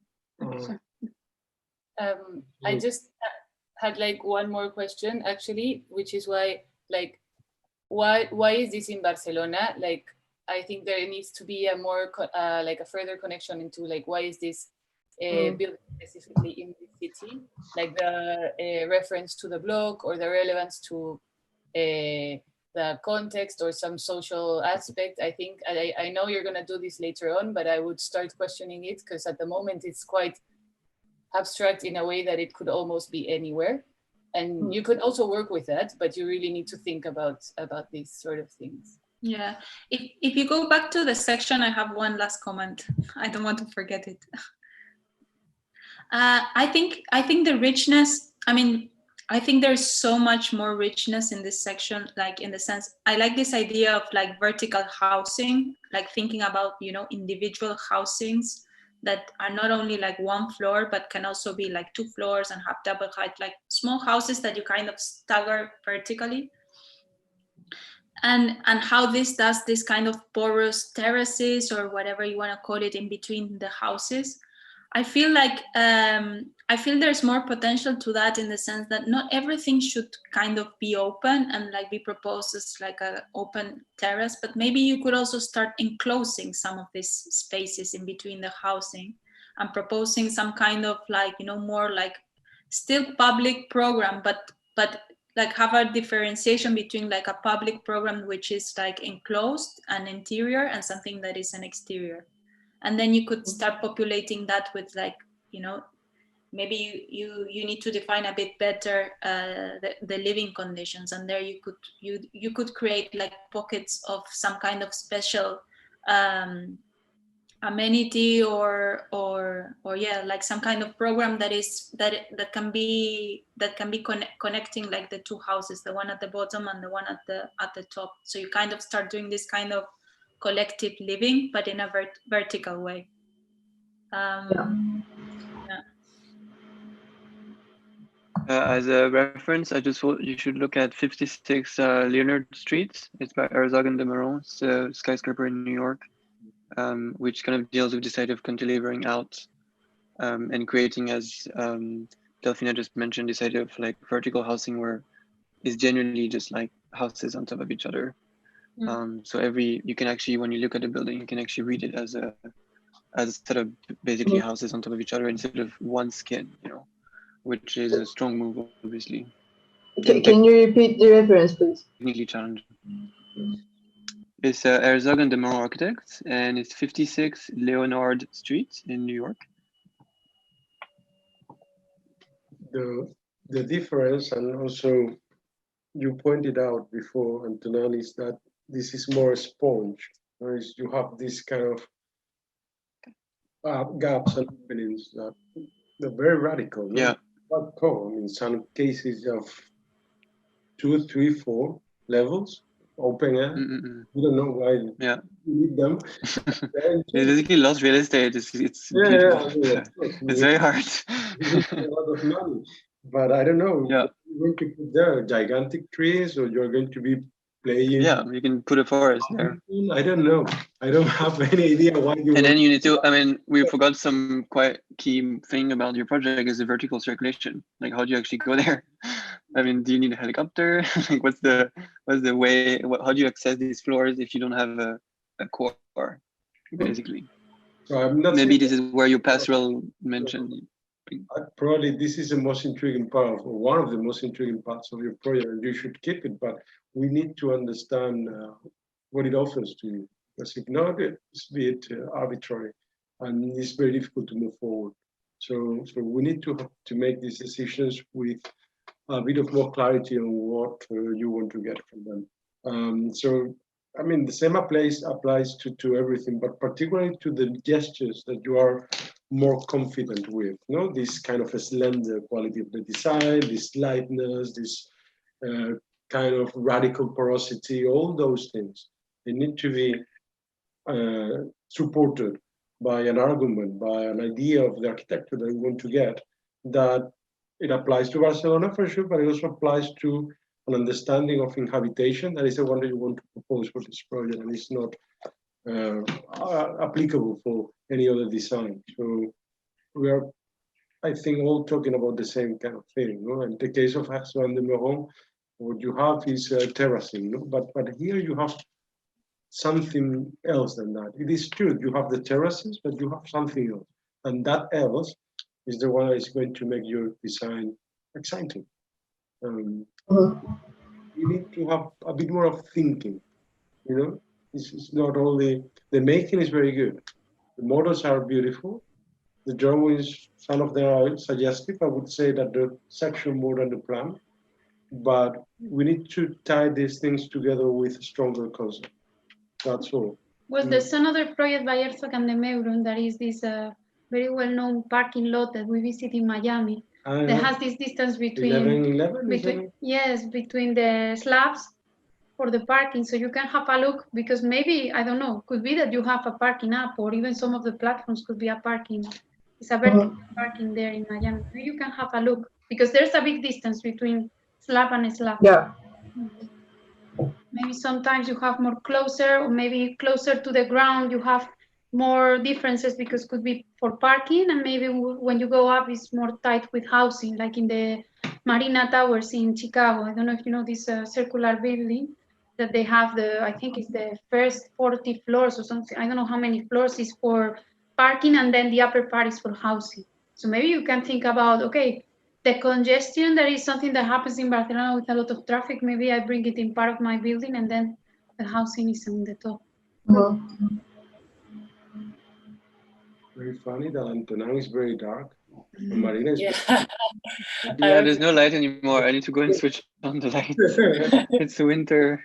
It's 5 o'clock. There's no more light, no more sunshine. I'm actually gonna go and turn on the light. Okay, Yeah, we don't realize, and then we always stay up in the darkness. Thank you very much. Thank you. Nice work, Daphne. Thanks. Okay, we still have 2 more people. I don't know if they have someone is there.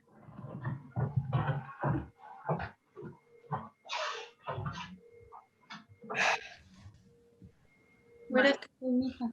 Yes, he's called Michal. He's from Poland. Hi.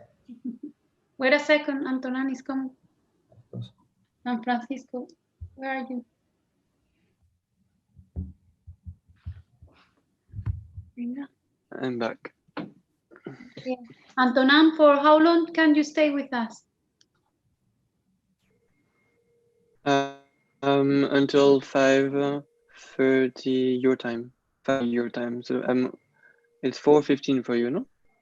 Ah, yes, because Then- yes, we are in Spain. I was looking at that. Yes. Yeah, so it's 5:15 now, so an hour basically. Yes, yes. Basically 1 more hour. Okay, I thought it was almost 5:30. Okay, so we have 2 more people, I think, with these 2, and then Oh, that's good. Yeah. Should be an hour. Ana and Tatiana. Okay, okay, Michal. Yeah, I'm starting to share right now. Okay. Just 1 second. Oh, let me turn off the camera. Okay, so hello everyone. My name is Michał Klonecki, and my project focuses on sort of bringing down the scale of the ever-growing Barcelona and offering a sort of a proposal very similar to a village, with a lot of small-scale topography. So how I got this? So we started with our intuitive models, where I started to explore with different shape configuration, but instead of adding different blocks or some other stuff, I've decided to work in a subtractive manner, where instead of adding mass, I started to take it out. And following this, I started to integrate separate modules and started placing them on each other and rotating and create complex vertical shapes.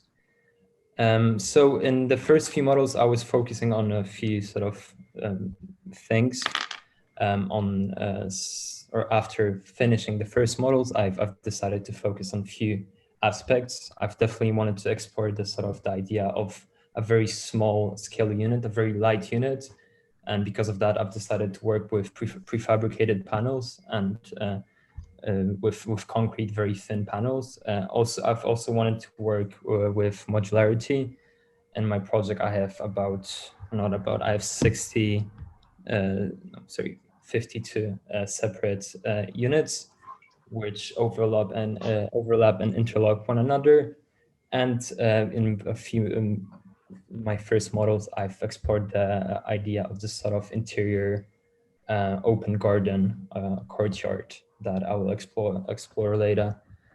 So after our initial models, I decided to push the idea of expanding those interlockings in a more horizontal manner, which resulted in sort of separate modules interlocking one another and creating really interesting voids and sort of interior paths between one another. And that started to really bring my attention. And so here the sort of the outline of the initial 113 by 113 meters plot in Barcelona is sort of faded down by those multiple buildings interlocking one another. So here are my first models. in my first drawings, I've tried to sort of explore it more spatially, more vertically, and see what I could do with my initial shape. I've definitely wanted to explore the idea of having a very light unit, and to do that, I wanted to have some sort of a substructure in order to make that happen. So in this case, the small courtyard, the interior garden, is being used as both a place where the habitat can relax, but as well as a sort of additional substructure that would hold the very light unit. Yeah. So here's an example of a simple solution of what could the plan look like with a section. A sort of big inspiration for that was the Ishigami house, where the main idea is the sort of, you have a small garden within its envelope in front of the living area.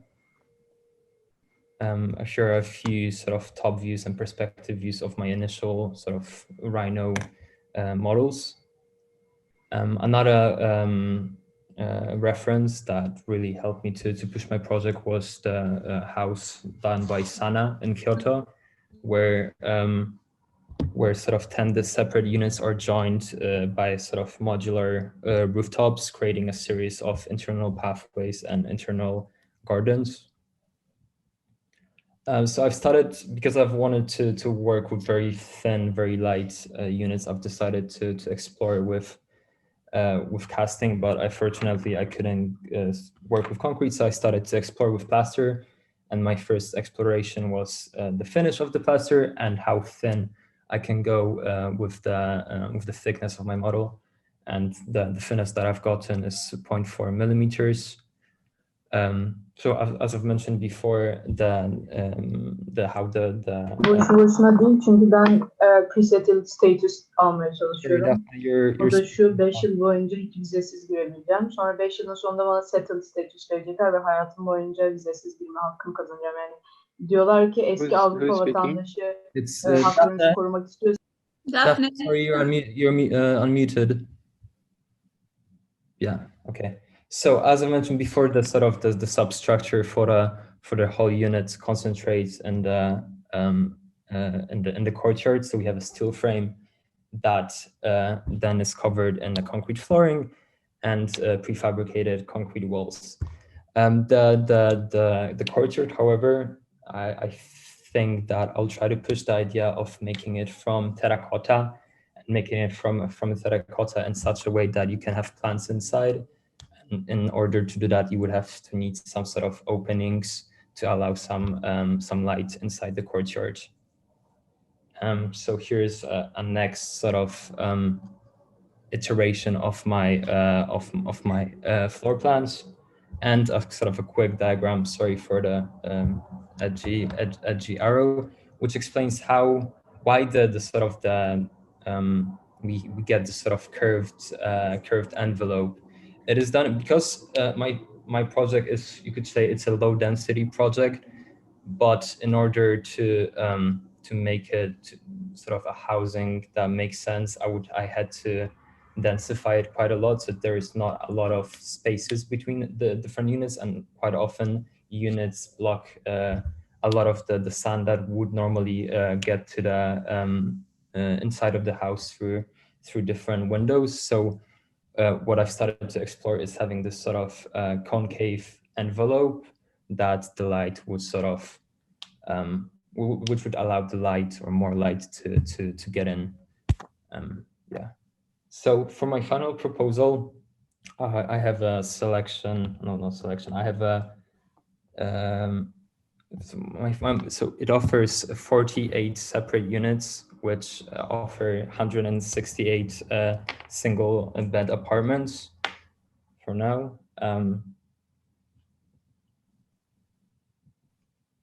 So here we get the circulation diagram. You can see that sometimes the sort of the edges of the of different volumes are being cut, and this is done in order to sort of make more public space. So the private space is taken out to make bigger inner pathways. here is a section. It's not very clear what is inside and what is outside. So here is I'm cutting through the red line, and yeah. And here the detail model 1 to 100, where for now I've worked only with one unit, but I've definitely want to work with. I want to have a more detailed model with more units to show how different units would interact with one another. Here's more photos. And here is the model for 1 to 250. So a series of 48 small plaster casts.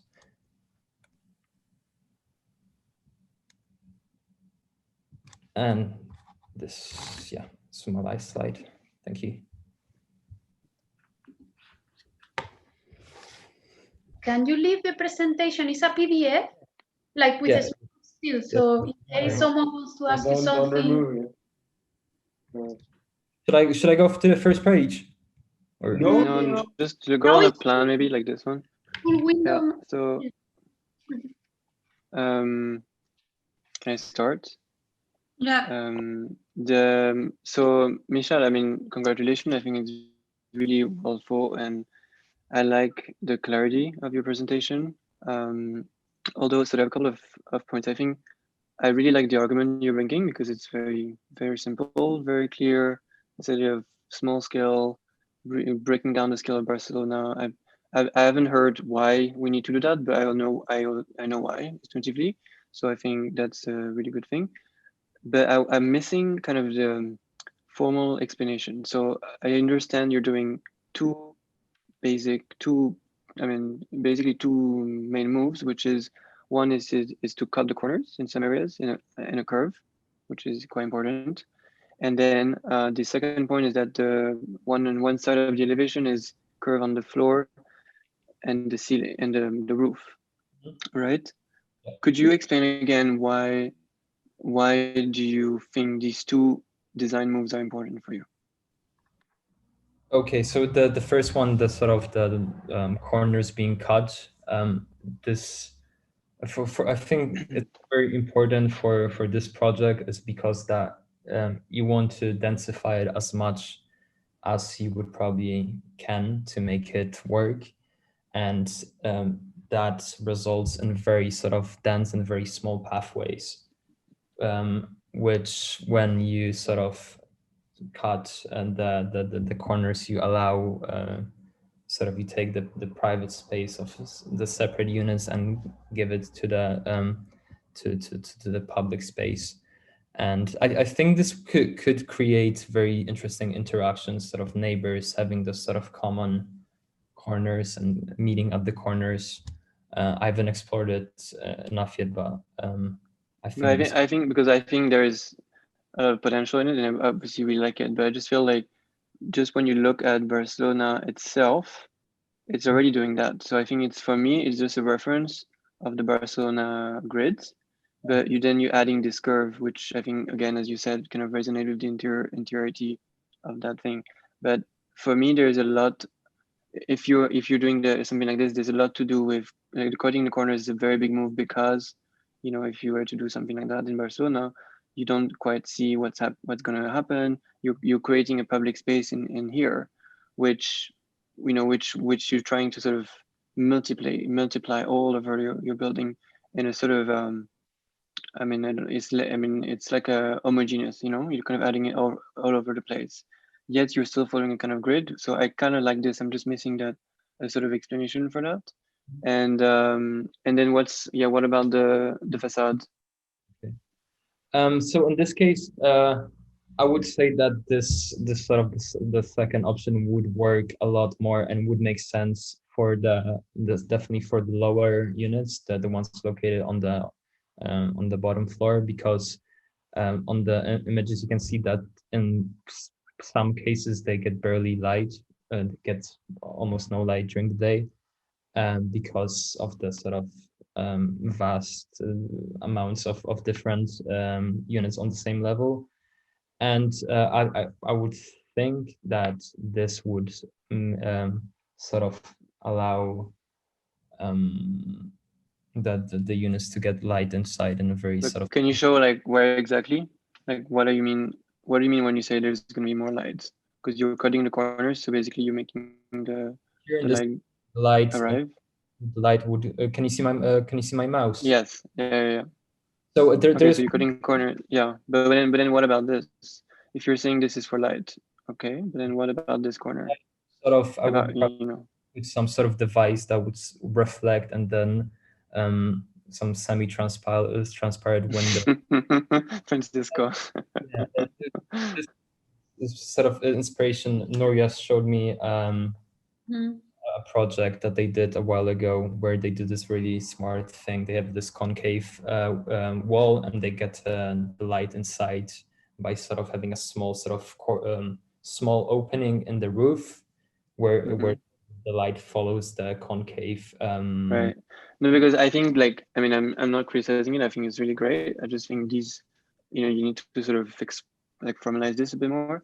And I think for me, I like that you were really rigorous in, starting from from the inside out, from a unit, and you sort of create it, and then you sort of multiplying the units. So then, I think instead of seeing furniture in the space, I'd rather understand better why the walls are the shape they are. I think that's another point. And then I think there's it's okay, I guess, at this stage to sort of stack them on top of each other and see where it goes.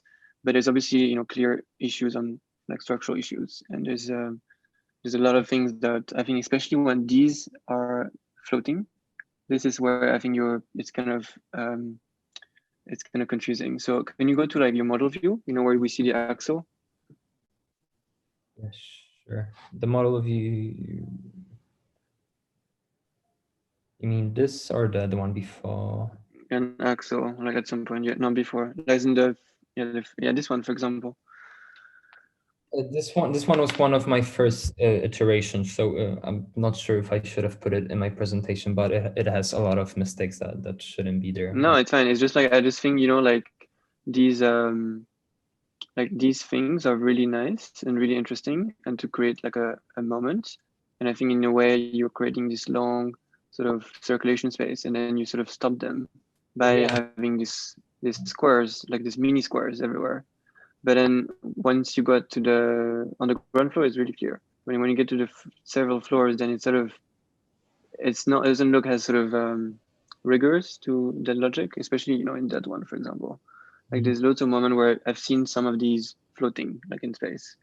So I would kind of maybe think how, instead of just stepping them like bricks, maybe when you get to the second floor, there's a continuity from the ground floor somehow that keeps the same logic, but it doesn't mean it's exactly the same module. Maybe there's a kind of in between that you need to get to. And then on as a reference, if you should look at Heres Mateus, this Portuguese architect, he's done a house which generally has the same Boolean out in Portugal. It's Mateus.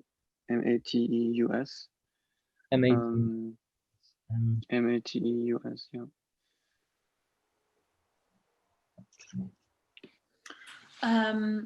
Are you done, Antoine? Yeah, thank you. Antoine? Yeah, okay. I mean, I think you mentioned most of, all the points. Still, if you go to the plan, Michael, I really like it. I like this idea of like small pixels, idea of housing, that kind of, it's very opposite to what there is now, like in the surroundings. Still, I don't know why I feel it looks very like a project I've seen, like very Japanese in this kind of, this kind of houses with all the kind of corridors in between. I would push you. I would push you to really define a bit better, or like be more, maybe you can put more ambition on defining the block itself, so the house unit itself, because at the end of the day, it's not about the shape, it's not about rectangle or square, it's more about I don't know, I think there is a potential in this project to maybe you work with this kind of aggregation as you're doing here with this kind of density, but maybe it's about redefining or being like, yeah, trying to find like the definition to this cell, right? Maybe it's about working more about what is the living condition of the cell itself, and then it's about the populating this cell. Maybe it's not about one cell, but it's maybe you have 1 or 2 cells, and this will also add you like a second level of complexity to the project that I think maybe because you have some differentiation, which is when you kind of add this to internal courtyards. So that's when you break kind of the homogeneous thing grid, right? But yeah, I would push you more like to really define what is the cell, and maybe you want to do I'm not telling you to do a family of cells, but maybe you have 1 or 2 or 3 cells, and then you also, it's also about articulating these two together. And yeah, I don't know why I would ask you to maybe redefine. It's not about the shape, but maybe, yeah, why a rectangle, right? Why not like maybe propose something on top of this? So we kind of like, we do like you reinvent this kind of Japanese way of aggregating these units. Maybe it's about redefining the unit itself. I hope it helps. This was just what came into my mind when I see this. Yeah, I would work on the cell, I think. All right, thank you. Just a quick note on that. I think the fact that Delphina mentioned the word cells made me think of something else. Politically, your project is pretty, you're kind of homogenizing the way of living. Like everybody lives in the same space, have the same area, surface area, no matter if they're single, couple, elderly. And I think I would also push that. I would push that no one needs the same amount of space, you know? Or if you think they must, then it's politically engaged, you know? So, you know, whether, I mean, typically, you know, I would start, you know, combining these clusters, and maybe you don't need freestanding blocks everywhere. You don't need these to be mini houses everywhere. You can have clusters of 1, 2, 3, 6, whatever. Or if you want to keep it this way, then there must be a kind of reason for not merging them together. Thank you.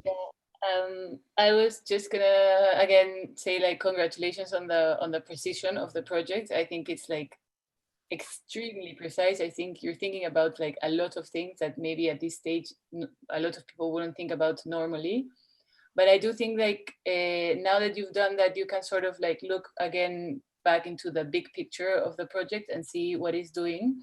I just think that there's a few things that that maybe you didn't mention, or that the project is doing, and it goes with what Antonin just said, which is that this is a project that is almost about repetition, and it's not only about the repetition of the shape, it's also a repetition of the quality of the space. And I think you really need to address this. As Antonin said, it's like a very strong political move on how people are going to live, and yeah, and I think that and also on the quality and on the materiality of the space, it's all going to be super repetitive. So I think you need to have this in consideration for the future. And then the other thing that I wanted to mention is that almost by placing these as like little blocks, you like the byproduct of this is the circulation. So other than like the 2 big courtyards, I don't think there's, or you haven't explained a lot if there's a thought through or a thought process through this circulation that is being created almost on the side of the little cells. So it's obviously a very intricate circulation, but I would really recommend you to like flesh out on what this is doing, and how is it different from the circulation of the city? How is it different from the Cerdà grid, etc., etc.? Because I think it has like a very big potential. I just think you haven't addressed it yet. And yep, I think that's it. All right, And thank you. congratulations, it's really nice. Thank you. And also think about, yeah, I think they mentioned it before, but about the second level, like how is this going to work in the second level? Is it going to be a third one, like on the section? Yeah. Just to pick up on what Marina just said, the circulation, I think you're just doing a very successful maze actually, because everything will look very repetitive in a way. And yeah, it's really, as just Marina said, very much part of the narrative.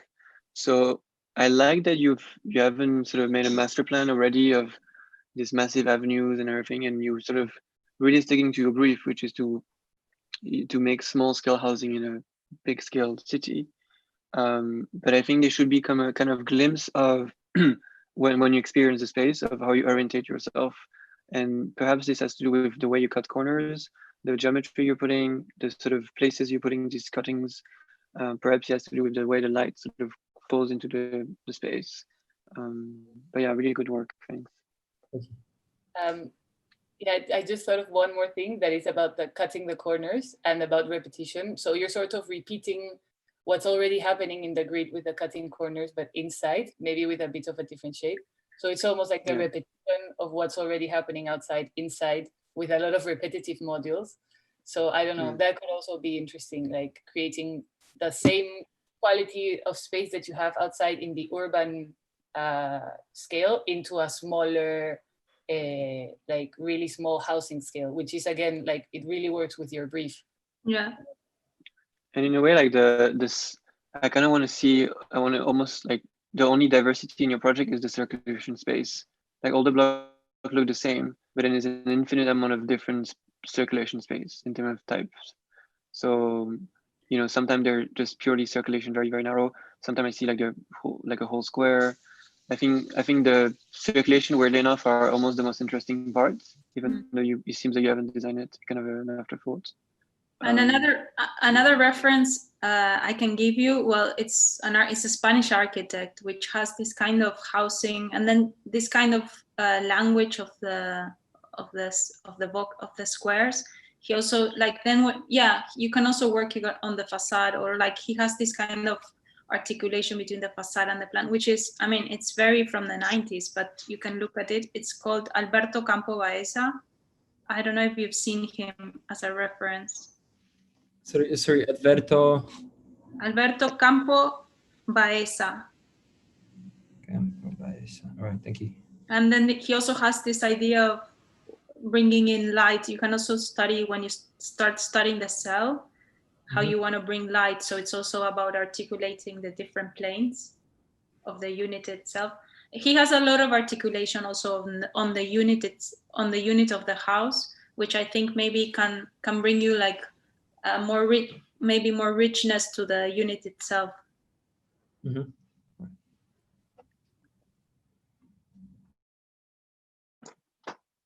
I also wanted to send to all of you a reference that I referred to before with Gita, that is Leon Krier proposal for the Barcelona block, because what he was doing is actually what many of you are doing, which is fragmenting the block into small pieces. No, Barcelona block is always this kind of duality between the perimeter of the block where you have all the housing, and then this very large interior corridor. And he says that in a way, this is creating less opportunities for the pedestrian life to happen.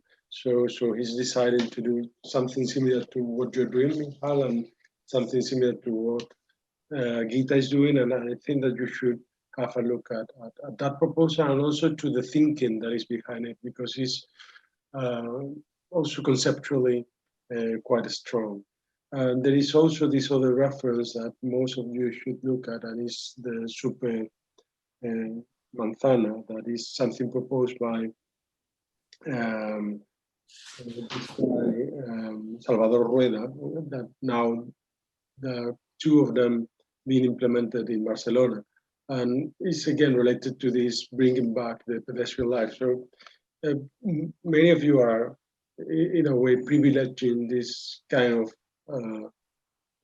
urban strategy, and I think that it's good that you have a strong argument supporting it, because it's almost like taking for granted that you are in a way not looking into the current legislation of Barcelona or anything of that kind for that purpose. Mhm. Okay. Oh, would you go to Mhm. that? I'm going to send you a reference. Another thing for you, Michal, and I don't know if others have the same problem, when you put trees into sections, careful with the scale, because some of the palm trees you have are really small. So it seems that the building is larger when in reality it's only 4 floors.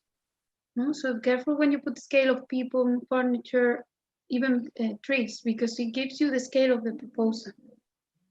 This is important.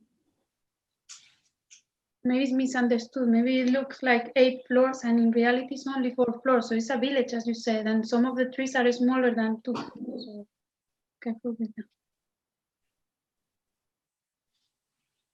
Yeah, I don't have anything.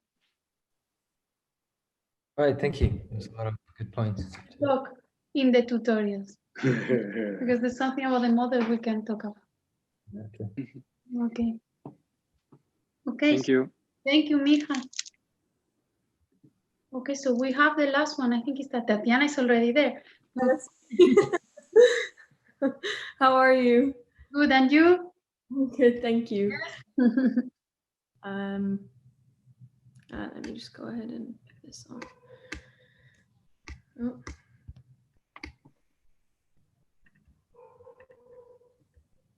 Okay, so,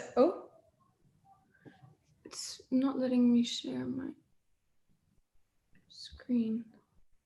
Try again. 1 second, yeah. It actually closed my presentation. There we go. Close, but it's not. Okay. Now, yes. Easy. Yes, perfect. I've thought of this temporary title for now. It's not completely set, but it describes what I've been working with and what's been guiding my work at the moment, which is deconstructing the conventional boundaries between private and public. So my design intention is essentially to revisit this idea of public and private and how I can reimagine it in terms of materiality, in terms of circulation, and in terms of visual access and physical access into the space. So it started with an intuitive foam model that I created, where I discovered that I was interested in this rectilinear formation, which then guided me and prompted me to create various iterations where I started to imagine what these units would look like and their respective footprints. What I learned through my first few iterations and actually carried on later on is that its footprint, although it was blurring this idea of public and private, did not have a pragmatism and logic in it. This is, a sketch section of which will actually carry out throughout my proposal. Even in my third and fourth iterations, I tried to include more levels to increase the circulation on the different levels in order to promote that idea of public and private spaces. But again, as you can even see in my fifth one, the initial footprint was very ambiguous. The entrances were kind of blurred and it wasn't kind of achieving what I wanted it to achieve. So I looked at the interaction that the human has with this space and realized that everything was kind of out of scale and I had these huge spaces. And so I used Rhino to reconfigure my proposal and really focus on the navigation in the ground floor level, where I introduced smaller points of access, but still maintained these open courtyards within the central space, which would therefore, I'll move on to that later. But still, it didn't achieve what I was trying to achieve. And so in my final proposal, this one, my design intention began to become more visible because I introduced these platforms to navigate throughout the block laterally, and I introduced an upper platform which would essentially be a shared space, which is held up in the central courtyard. what I wanted to achieve, oh, sorry, let me just go back. What I wanted to dispute here is, oh no, wait, sorry, that comes later. This is the ground floor plan where you can see that there are certain entrance points that are small and accessible from the public. And the interior spaces are kind of inhabitable, and the further you go up, the less accessible that is to the public. I then decided to incorporate these staircases that would increase navigation in the space, but for the residents. And that's where this idea of comparing public space to shared space comes into play. What I mean by that is that the central space would be accessible to the public, and these stairs and platforms would be visually accessible to the public, but not physically. And that's where these spaces become not public spaces, but shared ones that are accessible by the residents, where they can interact with one another. I then, once I was happy with that proposal, looked at the material implications for the boundaries and started looking at concrete, because this is a material that I thought would represent the pragmatism and the rigidity of the proposal that I had right now. But I realized that with different mixtures of aggregate and water, it was becoming very brittle and it would break. And so this is when I started to look at an initial unit and started creating molds.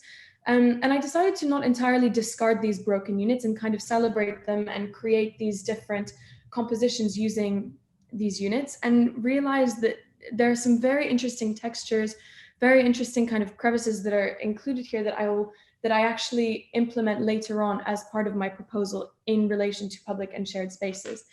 So I had here a very rough texture that I didn't intend on achieving. And I thought, the polar opposite of that is a very smooth texture, which I achieved by incorporating plaster with the cement. So at the moment I have a very rough texture and a very smooth one, and in between ones that are defined by the level of water and the mixing process that I decided I could incorporate by using the material to denote essentially where the public spaces and where the most private spaces lie. So through these atmospheric collages, I display that idea where the public spaces are shown through these very rough walls, and the further up we go, the smoother the material gets. I then moved on to looking at a model at 1 to 250 and looked at the stacking and used light to see how these rougher textures are captured. I looked at more of the stacking and how the material behaves in relation to different stacks and it itself essentially, and with light.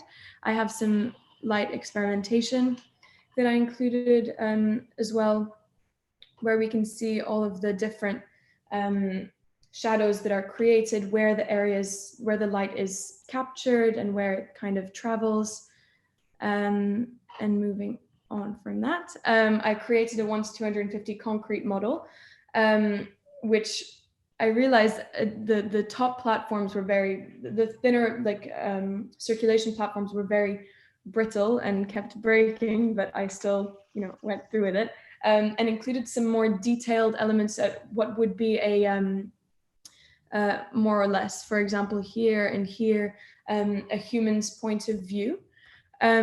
And then I did some more light experimentation of the model as a whole, to see again where the light is captured, where are the brightest spaces, and how these different platforms and different levels communicate with one another. And then I created a sectional model, which I'm really not satisfied with, but I was experimenting with this plaster and concrete, as this section would show, for example, the most private areas. So it is essentially the smoothest material. That is kind of my, where I'm at right now. I'll just refer back to this slide, let's say. Can I go first? Yeah. I just have this question, like I find it so interesting, like the articulation and the composition looks nice, looks very interesting. Then what for me is not clear is if you thought about the rule, I don't know, I see that now I can see that you have like 2 thicknesses of brick, right? Yeah.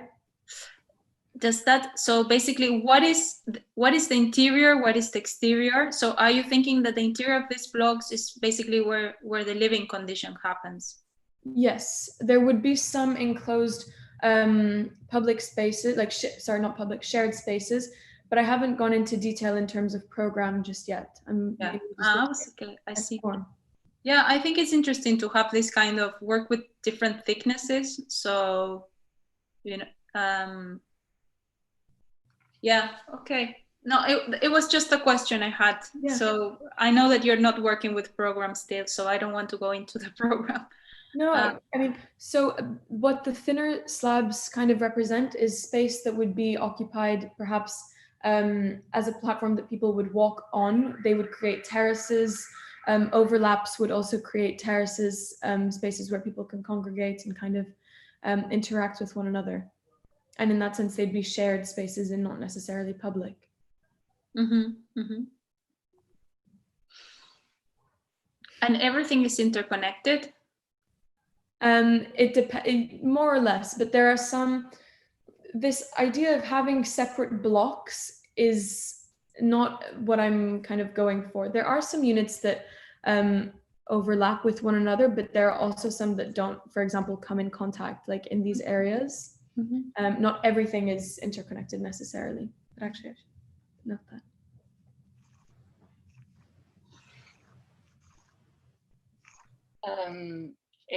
I wanted to comment.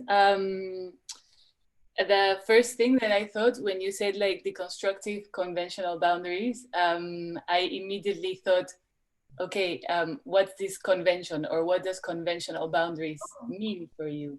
Okay. So I would like, I want to ask if you've thought about this like in a more thorough way, or.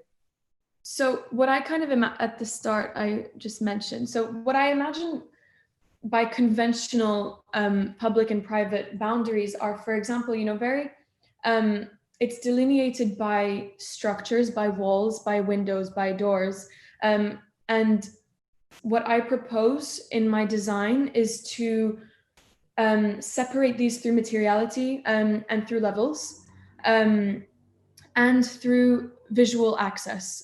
So as I mentioned, the shared spaces, the spaces that are shared by the residents would be visually accessible by the public, making it appear like a public space, but removing that kind of access, if that makes sense. And then the materiality, the rougher the texture, the more kind of public the space is. I guess that what I don't imagine that as a very conventional way of representing public and private spaces. Yeah, that's kind of what I meant by that, if that makes sense. But I actually think you can take it a bit even more further and really understand what a conventional private housing really is. So like in terms of housing typology and in terms of how people actually live in the house, and then sort of start of decomposing and breaking that, and then integrating that into what could be a public space. So for example, I mean, I don't want to like, let's say, intrude too much into your project, but when I saw the title, I immediately thought, okay, like, what is a conventional house in Barcelona, and what are the conventional ways of living in the block? And then I thought it was gonna go along a line where you broke away the housing in like from within, and then combined it with a sort of a public realm. So not necessarily the whole housing as a unit, but rather like scattered. So, I mean, I don't mean that this is a direction that you could necessarily go to, but I would definitely try to push what conventional means to you and really like flesh out that term in general, because I think it has like so much potential, and I actually thought like, wow, this like could be like super interesting. And combined with the fact that you have an like really amazing language of textures that is really like it really communicates to the public what you want to do. So I think that if you can like really push that convention and really break it, I think that would be together with your texture language, I think that would be really amazing. Mm-hmm. Thank you. Yeah, I totally agree with all that Marina said. I think one of my question for you was generally where is the project? Like, where does it actually stand? I mean, we know it's Barcelona, but I think you don't even actually mention contextually why is it relevant, and why is it important to break this threshold between public and private, which I think, you know, in the way that Marina described could be an answer. I also think that for me, especially when you were showing this slide of the stairs, it reminded me of an Escher staircase, ESCHER, and this idea of like infinity loop. So I think the question from Delphina was very relevant. The fact that are they interconnected, because it could be like an infinite kind of loop or some kind of I think there should be a kind of clear circulation logic into that. Because then bring me to my last point, which is what Delphina started to talk about, where she said, okay, is this one level and then this is 20 level, you know, because you have all these different thicknesses, which are interesting. But anyway, the type of spatial quality you're creating is very homogeneous. It's always corridors, basically. So essentially you kind of live into corridors, which you don't actually mention. You don't actually mention why it's your housing block is a corridor. And there's a huge history and culture of making corridors inhabitable. You know, you're also showing models are massing models. So essentially they're very big walls that then you inhabit, I suppose. But we need to understand maybe a bit better the scale at which you're thinking, because it's could be really interesting to have, you know, different heights, and you can, you know, have a variation in the space, not in plan, but maybe in height. Maybe it happens differently than the conventional way of making diversity in spatial qualities. And then I was gonna make a comment on the fact that I appreciate how you always you said things like, yeah, he was breaking, but I just went for it. You know, like sometimes it's really nice that you sort of keep going and you have a beautiful rhetoric, but be careful not to have too much of a gap between what you say very nicely and what you present. But you know, it's a great thing to always see positive aspects of things you do, even when they break. It's a really good skill to have, but at the same time, sometimes it's good to like break a bit and understand, the bigger picture, and I think that's why this jury is for. Yeah. Great. Okay. Nice. Okay. 1 second before Delphina goes. I think there could be a potential that I don't know if you want to investigate this. There is the idea of the labyrinth that Antonin was mentioning, and maybe one of the conventions that Marina was mentioning could be the way you move through the actual block right now. That is, depending on the property, you go from ground to up with one communal staircase. So maybe for you it could be another way that you move through the block that is not the conventional one, and that maybe deconstruct the overall. It's a potential. And for me, what's unconventional in living in a corridor is the level of privacy you give, which is none, basically, because it means that you go from one place to the other as an enfilade, basically, or then you have a corridor inside the corridor. But you know, like for me, it's really, I think it's crucial that you start getting interested in what's actually happening inside this thickness of plaster. Mm-hmm. Okay. And I would say, like, don't be scared to be like really radical about what you're going to propose, and like really commit to your own brief. You know, if you're gonna deconstruct boundaries, then maybe we need to go through people's showers and everything. You know, like it's fine. But you don't need to. Yeah, definitely. Okay. Yeah, I think what I was trying to, I mean, you mentioned earlier, why is it important to implement this idea in the Barcelona block? And I think that, I mean, everything to do with the Barcelona block is this extremely rigorous kind of repetitive set of blocks. And I think that having one that challenges all the conventions of that kind of rigor is important, and I think the fluidity and kind of the spaciousness of this proposal, and you can even see in this piece, would just completely contrast with the landscape and with the. But then I can just disagree, because Barcelona, I mean, you make it seem Barcelona like a concrete block that is plain and has no kind of life, but even though you have a rigorous block, if every one of its residents can have their own little life and own colors and texture. So for me, it's not really satisfying. I think you need to work a bit deeper in the argument. Okay. Delfina, you want to say something? I mean, I like a lot this project. I like the idea. I like what you said, Antoine, of the Escher reference, because I also thought about that, but like in a bigger scale, right? Yeah, I mean, I would just want to see it become a project. I mean, I can comment a lot of things about like, openings, no openings when I see this, but I still know that we are in the kind of material study. Yeah, maybe the staircase at this point look a bit too radical in the sense of it's like a staircase to heaven kind of, but yeah, anyways, like the proportions, right? Maybe about that. And then like, yeah, if you go back to the image we saw before.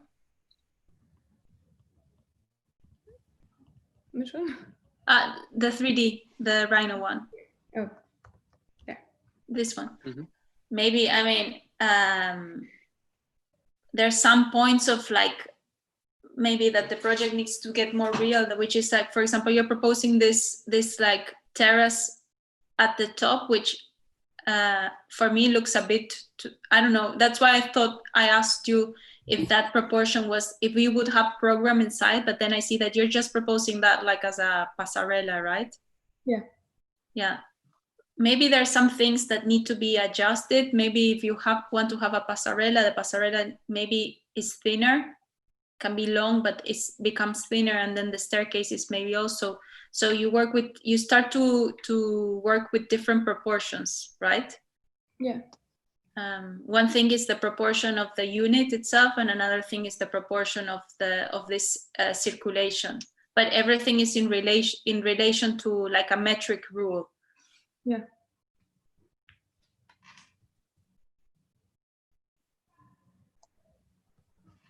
I think that maybe what is needed is to try to understand the habitation of this. There is a moment in your collage where you're able to see how the communal space is working, but it's not so clear how the habitation is going to happen within the mass of the system. And I think it's necessary to look at it, and also how you can further develop those conventional boundaries that you were talking about before through that. Right now, I think because also the kind of methodology that you're using, and you're working with models and Rhino volumetry, which is more or less implying figure ground in a very kind of massive way, it is difficult to see that these are spaces, inhabitable spaces, and that the relation between inside and outside could be something else than just blank wall. No? Right now, we see everything as masses, as volumes. So maybe we need to see further into that inhabitation, to that relationship between the spaces, to progress with the design. Okay.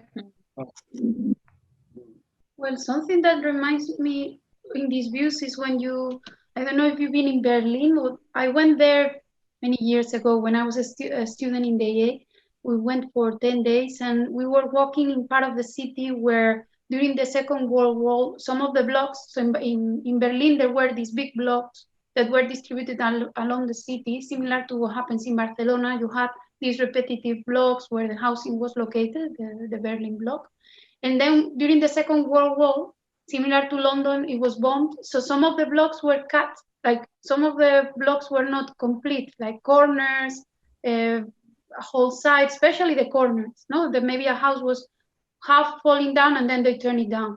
And then suddenly, where it was a very enclosed block that you couldn't enter unless you live there, suddenly these spaces that were the corners is where you have a circus, or you have a space for performances, or for playing music, or a park. Later they start to build it better. So maybe this idea of deconstructing, that you have something here, maybe you can make a comparison with the real block, and then how you can deconstruct, how you can get pieces out. Like if some of the parts were taken off, no? And then suddenly you have this roughness and these textures that is not normally what you have in the house in there, some gaps that maybe are for different uses and then you, as you said, destroy the conventions of using the Barcelona block, because when you go to Barcelona, I never enter inside of a block.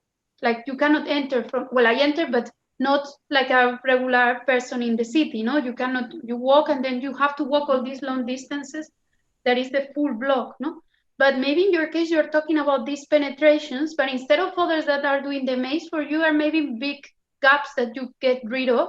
And then suddenly you have these textures that maybe suggest something different, that maybe you reconstruct, or maybe what is the void now is where you have the housing and then the perimeter is carved out sometimes. So maybe a comparison of what you have right now and how is the volumetry of the existing block, like simplified, maybe allow you to see which are these conventions in the massing.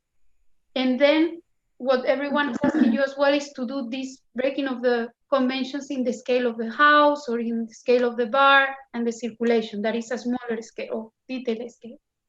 But I think if you can do something of the massing, that maybe is interesting. I think that Maria is right. It's a very good advice, because in the end, we were saying in the brief that you are going to be working with the existing cities. So you are going to be filtering, you're going to be adapting, refurbishing a block that is existing in Barcelona. So why not to think about your proposal from the beginning in those terms, no? Not so much as a new massing, but as a way to subtract, as a way to modify whatever is the existing mass. So if you reverse your design in some way, maybe it's going to give you a very interesting view on it that could be even more precise in some details of what you have right now. And even the straight cases and all these gigantic gestures, they could apply as well. I mean, it would be amazing to see these things onto existing condition of a block.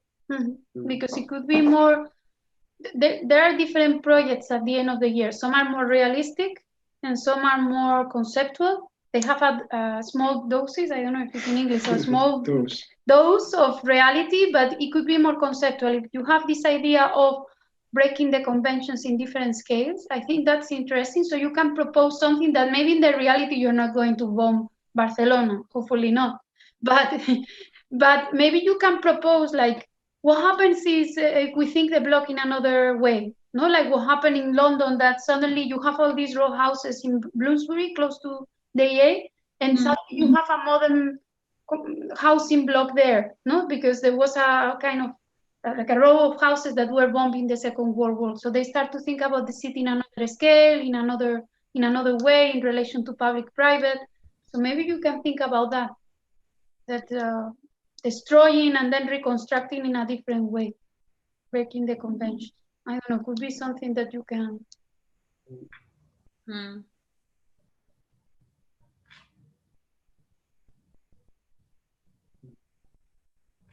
Anything else? Now drinks. Now drinks. Virtual drinks. Definitely, we need a drink. Not because of your project, Tatiana. Don't take it.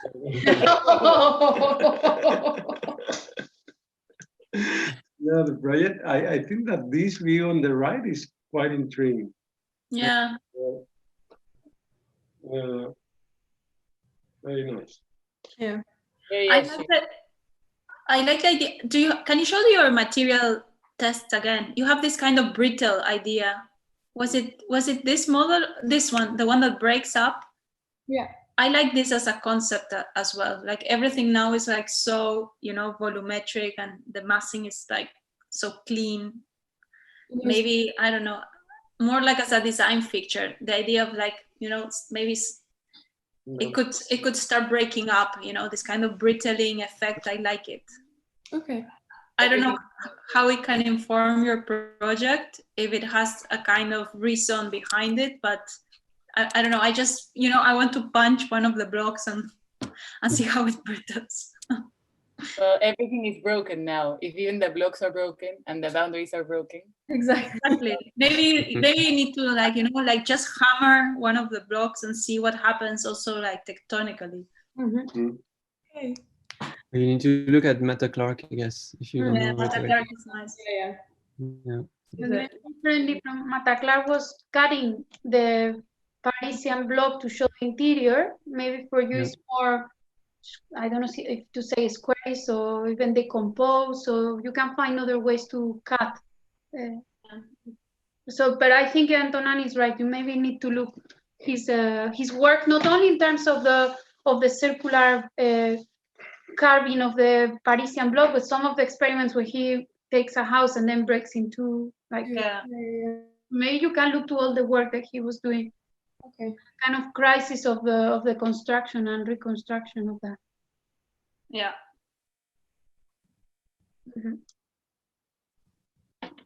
Okay, guys. Thank you very much for your. Thank you so much for inviting us. It was super.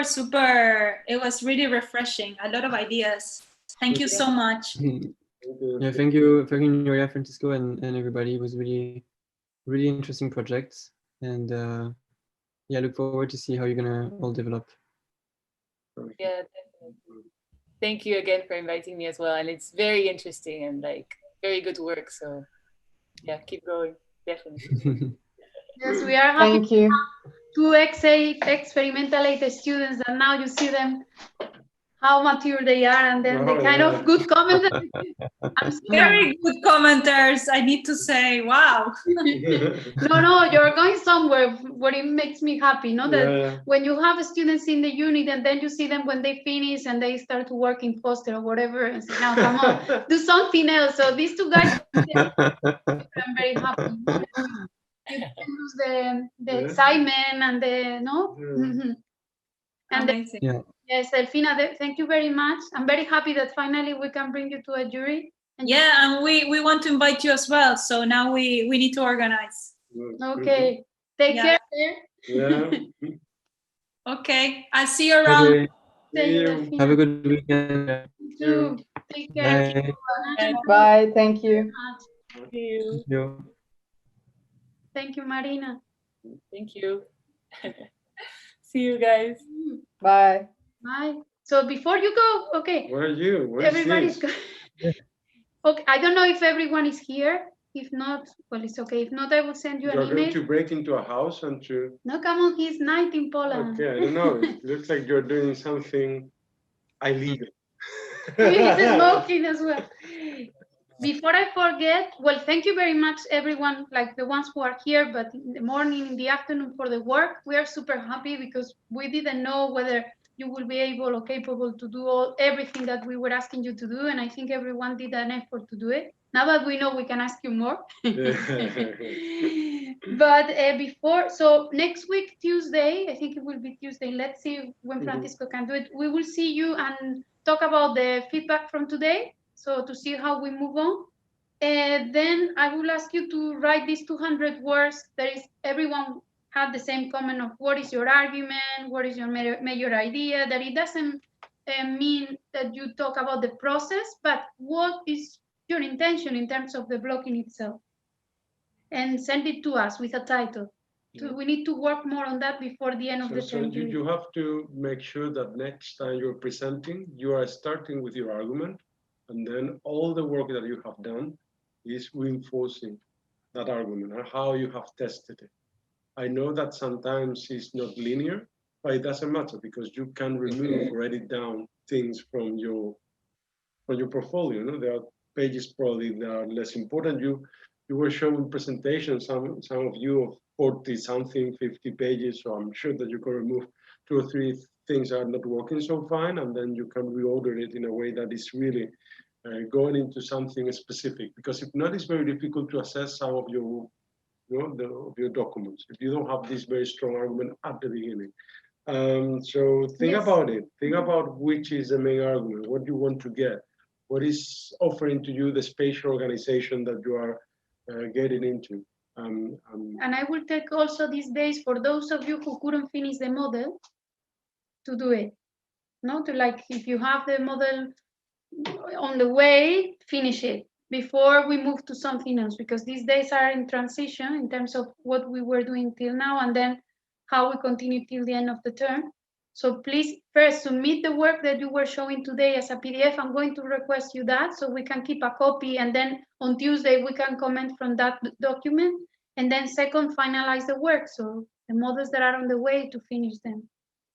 And yes, the next jury we have is at the end of the term, that it will be the 8th of December. So still we have time. And next week, we will see you only on Tuesday, as I said before. And then Monday, Wednesday, and Thursday afternoon, you will have Rhino, a Rhino Illustrator workshop that I recommend everyone to follow. And then if you feel at a certain point that you know something, maybe you can drop out, especially third years, but I think it will be useful for everyone. Okay, it's only the afternoon. And then Friday, we don't have anything, but today we receive an email from Projective Cities, from the program of Projective Cities, and there's going to be a lecture of Ace Architectes. There are going to be many lectures. But the first is this Friday, No, the 6th. No. No, it's the 6th. There are more things. No? November 2nd, Monday, Raúl Ávila. Okay, so maybe we can join that. Introduction. Because they sent Tuesday, to me only the 6th. November the 3rd, affordable housing. But it says the time? No. I knew about this. Okay, I will send you the whole schedule. Maybe it's good that we connect, because I think most of them are about Barcelona, all of them. Yes, it's all about Barcelona. Barcelona virtual trip. Okay, so they do work for us. This is nice. A week of seminars, I don't need lectures, to and organize presentations. anything. So I think, but we need to check the time to match with the workshop of Rhino. So, but maybe they record. So if you cannot see, maybe later you can see. I'm going to write the guys from Projective Cities, but I will send you an email summarizing everything, because I see not everyone is here. So we need everyone to know what's going on. They're saying that invite your students. Not that you. Yeah. Okay, thank you very much. Have a nice weekend, Yeah. and we see you on Tuesday. Wait, just before you go, Nuria, should we send you the PDFs of what we presented today, like right now? If you want to do it now, yes. Or after we like work a bit. Have it before Tuesday. Okay. So we can have a look, because we saw the present, but maybe we can have a quick look before Tuesday, in case we need to add any other comment. Okay. Okay. Francesco, I hope you weren't offended by us. Very, very offended. He was all the time like laying like this in the bed. No, this is funny. I can't You get out. disappear, you disappear. And then- We put the background. It's the same background we have always, where we said maybe if we invite guests, maybe if they see the wall or whatever, it's a bit like what the guys are going where they are. So we put this background, but yeah. Magic. It's good, it's good. Yeah, it was very amusing during the jury. It was a lot of fun.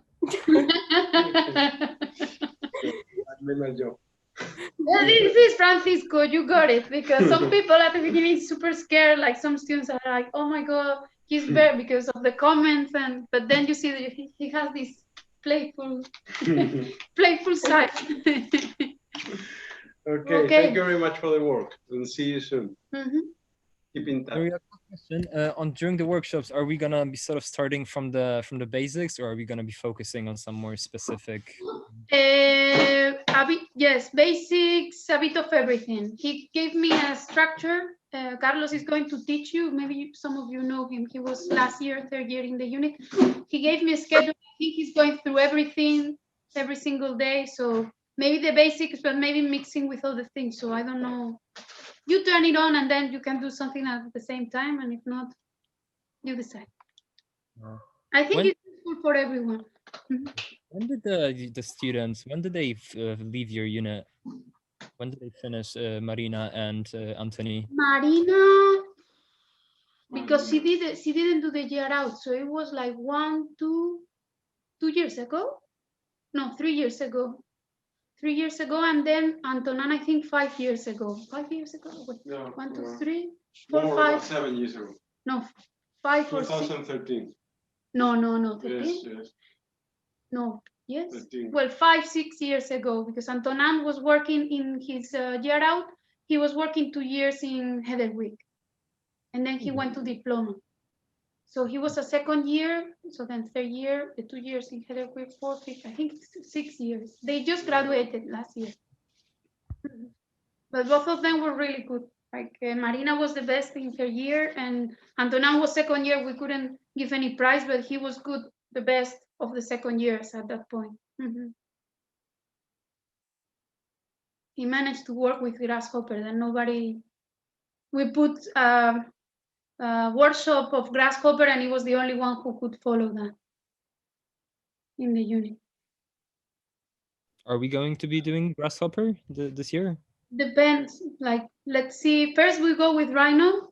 When you know Rhino, maybe we can go to Grasshopper. It's a challenge because you need to see how you use the tool for something that is useful. So it's a bit tricky, but we'll see, depending on how we go. Okay, more questions? No? Okay, take care. Be careful with the virus and everything. No. Thank you, you too. Thank you. Bye. Thank you. And thank you for your feedback. And thank you for all the jurors. It was really great. We were lucky this time to have these guys. It was super helpful, yeah. Yeah, you disappeared. You're there.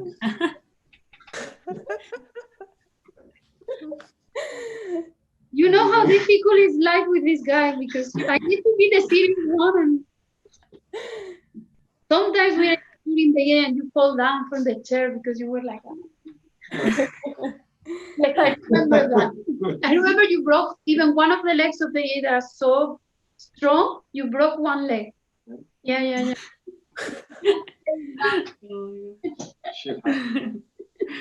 Anyway, so thank you for the work. It was amazing. So keep pushing. Thank you. Thank you very much. See you guys next time. Have a nice weekend. You too. Bye. Thank you. Bye. Bye, Gita.